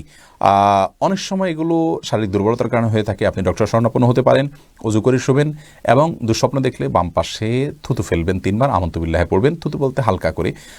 এর মাধ্যমে ইনশাআল্লাহ দুঃস্বপ্ন থেকে বাঁচতে পারেন। হোসেন আহমেদ জানতেছেন মোবাইলের রিংটোন কি গান বাজানোর অন্তর্ভুক্ত। মোবাইলের রিংটোনের মধ্যে যদি মিউজিক থাকে সেটি অবশ্যই গান বাজানোর অন্তর্ভুক্ত হবে। যথাসম্ভব কম মিউজিক বা মিউজিক ছাড়া কোনো কিছু দিয়ে মোবাইলের রিংটোন সেট করতে হবে। হযরত আক্তার পলি জানতেছেন কোরআন তেলাওয়াতের সময় আজানের উত্তর দেওয়ার বিধান কি। কোরআন তেলাওয়াতের সময় কোরআন তেলাওয়াত থামিয়ে দিয়ে আজান উত্তর দিয়ে তারপর তেলাওয়াত কন্টিনিউ করবেন, এটা উত্তম। আর না দিলেও কোনো অসুবিধা নেই, তেলাওয়াত কন্টিনিউ করতে পারেন। হেলাল উদ্দিন জানতেছেন কোনো মা নামাজরত থাকাকালীন সময় তার শিশু বাচ্চা যদি খাবার জন্য কান্নাকাটি শুরু করে, তবে কি নামাজ ছেড়ে বাচ্চাকে খাওয়াতে পারেন না। ফরজ নামাজ হলে অবশ্যই নামাজ শেষ করে তারপরে পড়া খাওয়াবেন। নফল নামাজ হলে যদি বাচ্চাকে না ধরতে যান, না খাবার দিতে যান, বাচ্চার অসুবিধা হতে পারে, তাহলে সেক্ষেত্রে আপনি নামাজ ভাঙতে পারেন। অন্যথা আপনি নামাজকে খুব দ্রুত শেষ করে তারপরে বাচ্চাকে খাবার দিবেন। বাচ্চার কান্না না দরকার, নামাজকে দ্রুত শেষ করা, এটি রাসূল আকরাম সাল্লাল্লাহু আলাইহি ওয়াসাল্লাম থেকে প্রমাণিত। তিনি নিজে কিন্তু নামাজকে একবার সংক্ষিপ্ত করেছেন, দ্রুত শেষ করেছেন যখন বাচ্চার কান্না আওয়াজ তিনি শুনতে পেয়েছেন। কোরআনের পথ আলোর পথে এটি থেকে জানতেছেন মেয়ের পছন্দ অনুযায়ী বিয়ে না দিয়ে অন্য কোথাও জোর করে বিয়ে দেওয়া যাবে কি না। মেয়ের পছন্দ অনুযায়ী বিয়ে না দিয়ে অন্য কোথাও জোর করে বিয়ে দেওয়া জায়েজ নাই, যদি মেয়ে সম্মত না থাকে। মেয়ে সম্মত না থাকলে সেখানে বিয়েই হবে না। এরপরে HM আসিবুল হাসান আপনি জানতে চেয়েছেন অনেক জায়গায় 786 এই সংখ্যাগুলো লেখা থাকে, বিসমিল্লাহির রহমানির রহিম বোঝানো হয়, এটা সঠিক কিনা। না, এটা সম্পূর্ণ ভুল কাজ। বিসমিল্লাহির রহমানির রহিম আপনি কোথাও লিখতে হলে পূর্ণাঙ্গ বিসমিল্লাহির রহমানির রহিম লিখবেন, অথবা শুধু বিসমিল্লাহ লিখবেন, কমপক্ষে এটুকু লিখবেন। 786 এটা বিসমিল্লাহর কাজ দিবে না। আরবি বর্ণের একটা আছে, মান আছে, যেমন আলিফের মান 1, বায়ের মান 2, জিমের মান 3, এভাবে মান আছে এক একটা অক্ষরের। এই অক্ষরের একটা মান আবিষ্কার করে অক্ষর দিয়ে আপনার ওই ফিগার উল্লেখ করে ওই ইয়েটাকে বোঝানো, আপনার কি জানি বলে আরবি শব্দটাকে, বাক্যটাকে বোঝানোর একটা প্রবণতা আছে। এটি মূলত শুরু করেছে কোনো এক মুশরিকরা, সেটি অন্য মুশরিকরা সেটার আপনার ধারণ বহন করেছে, এটা আস্তে আস্তে মুসলমানদের মধ্যে প্রবেশ করে গেছে। বিস্তারিত উইকিপিডিয়া সব বিভিন্ন ওয়েবসাইট এই সমস্ত তথ্য রয়েছে। বিধায় বিসমিল্লাহির রহমানির রহিমকে সংক্ষেপে কোনো মানের মধ্যে নিয়ে আসা এটা জায়েজ নয়। এটি কোরআন হাদিসের শিক্ষা নয়, রাসূল আকরাম সাল্লাল্লাহু আলাইহি ওয়াসাল্লাম বা কোনো সাহাবায়ে কেরাম এমনটি করেননি। আমাদেরকে আল্লাহ যেভাবে বলেছেন সেভাবে করতে হবে। বিসমিল্লাহ পড়বো অথবা লিখবো, 786 লেখা যাবে না। তাছাড়া 786 এটা আসলে বিসমিল্লাহির রহমানির রহিম হুবহু মান কিনা এটা নিয়ে সন্দেহ দেখা দেয়। যেমন বিসমিল্লাহির রহমানির রহিম মান হতে পারে কোনো কুফরি কালাম, কোনো খারাপ কথারও মান এই সমান সংখ্যক হতে পারে। বিধায় এরকম আপনার গাণিতিক সংখ্যা উল্লেখ করে বিসমিল্লাহির রহমানির রহিম বিকল্প হিসাবে লেখা জায়েজ নয়। সেলিনা খাতুন জানতেছেন, আমাদের বাড়িতে কুকুর থাকে কিন্তু আমাদের না, আর তাড়ালেও যায় না, তাহলে কি পাপ হবে? না, মানে আপনাদের না, অন্যদের কুকুর যদি থাকে তাকে তাড়ান দিবেন, তা না তাড়াইলে যাবে না কিভাবে? ঘরের ভিতরে থাকবে না, ঘরের বাইরে থাকতে পারে, কোনো অসুবিধা নেই। মুনতাহা আহমদ জানতেছেন, আমার মেয়ের আকিকা দেই নাই, এখন কি দিতে পারবো? ওর বয়স এখন 6 বছর। অসুবিধা নেই, দিতে পারেন, যদি আগে না দিয়ে থাকেন এখন দিতে পারবেন। এরপরে মাহবুব আলম রিয়া জানতে চেয়েছেন, কোরআন শরীফের সূরা দিয়ে আরবি ক্যালিগ্রাফি অঙ্কন করার সময় কি সতর্কতা মাথায় রাখতে হবে? কী সতর্কতা? আপনি যখন অঙ্কন করবেন আপনার অজু থাকা উত্তম, অজু রাখবেন, আর বিশেষ কোনো সতর্কতা নেই যাতে করে বিকৃত না হয়, ঠিক থাকে এটা খেয়াল করবেন। এরপরে আমাদের ইউটিউব চ্যানেলে প্রশ্ন করেছেন এনাম বিন জাফর, আপনি জানতেছেন দাড়ি 4 আঙ্গুলের চেয়ে ছোট রাখলে কি গুনাহ হবে? দাড়ি লম্বা করা উচিত, এটাকে ছোট রাখা উচিত না। রাসূল আকরাম সাল্লাল্লাহু আলাইহি ওয়াসাল্লাম আমাদেরকে দাড়ি লম্বা করতে বলেছেন। প্রিয় দর্শক, দেখতে দেখতে নির্দিষ্ট সময় অর্থাৎ 1 ঘন্টা সে চাইতে বেশি সময় পেরিয়ে গেছে, অনেক বেশি সময় পেরিয়ে গেছে, এবং চেষ্টা করি আমরা শতাধিক প্রশ্ন উত্তর প্রতিদিন দেওয়ার জন্য। আলহামদুলিল্লাহ আজও আমরা প্রায় 110 থেকে 15টি প্রশ্ন উত্তর দিয়েছি আপনাদের। আরও অনেক প্রশ্ন আপনাদের রয়ে গেছে, সেগুলো উত্তর দিতে না পারার জন্য দুঃখবোধ কাজ করছে, কষ্ট লাগছে। ইনশাআল্লাহ বিদিনিল্লাহ আমরা সিরাত কম্পিটিশনের কাজে ব্যস্ত রয়েছি, আমাদের পুরো টিম ব্যস্ত রয়েছে। তারপরেও চেষ্টা করব আপনাদের প্রশ্নের রিপ্লাইতে মন্তব্যের ঘরে যথাসম্ভব কিছু প্রশ্ন উত্তরও ইনশাআল্লাহ দেওয়ার। ইনশাআল্লাহ খুব অচিরেই আমরা আপনাদের প্রতিটি প্রশ্নের রিপ্লাইতে উত্তর দেব, সেই ব্যবস্থা আমরা করব খুব শীঘ্রই। আমার জন্য দোয়া করবেন, আসুন্নাহ ফাউন্ডেশনে দোয়া করবেন। আমরা আপনাদের জন্য, দিনের জন্য, কল্যাণের জন্য আমরা কাজ করতে পারি। আমাদের জন্য আল্লাহ তাআলা ইখলাস দান করেন, সে দোয়া করবেন। সামর্থ্যের জন্য দান করেন, দোয়া করবেন। ফিতনা থেকে বেঁচে থাকতে সে দোয়া করবেন। আল্লাহ তাআলা আমাদের সকলকে নিরাপদে রাখুন, সুস্থ রাখুন। যারা এতদিন পর্যন্ত কোরআন হাদিসের ইলম অর্জন করার জন্য আমাদের সঙ্গে ছিলেন, আল্লাহ তাআলা আপনাদের সকলকে এর জন্য উত্তম বিনিময় দান করুন। মান খারাজা লিতালাবিল ইলমি ফাহুয়া ফি সাবিলিল্লাহ। রাসূল আকরাম সাল্লাল্লাহু আলাইহি ওয়াসাল্লাম বলেছেন, দ্বীনের জ্ঞান অর্জন করার জন্য কেউ যদি আগবাড়ে বা কোনো চেষ্টা করেন তাহলে তিনি আল্লাহর রাস্তায় থাকেন। আমরা এতক্ষণ আল্লাহর রাস্তায় ছিলাম, এবং এই দিনের ইলম যাতে অন্যরা শিখতে পারেন সেজন্য আমরা এটাকে শেয়ার এবং ওয়াচ পার্টি করে দিব এই লাইভটাকে, যাতে করে অন্যরা জানতে পারেন এবং আমরা এর মাধ্যমে বিপুল পরিমাণ সওয়াব আহরণ করতে পারি। আল্লাহ আমাদের সকলকে ভালো রাখুন, সুস্থ রাখুন, নিরাপদে রাখুন। আসসালামু আলাইকুম ওয়া রাহমাতুল্লাহি ওয়া বারাকাতুহু।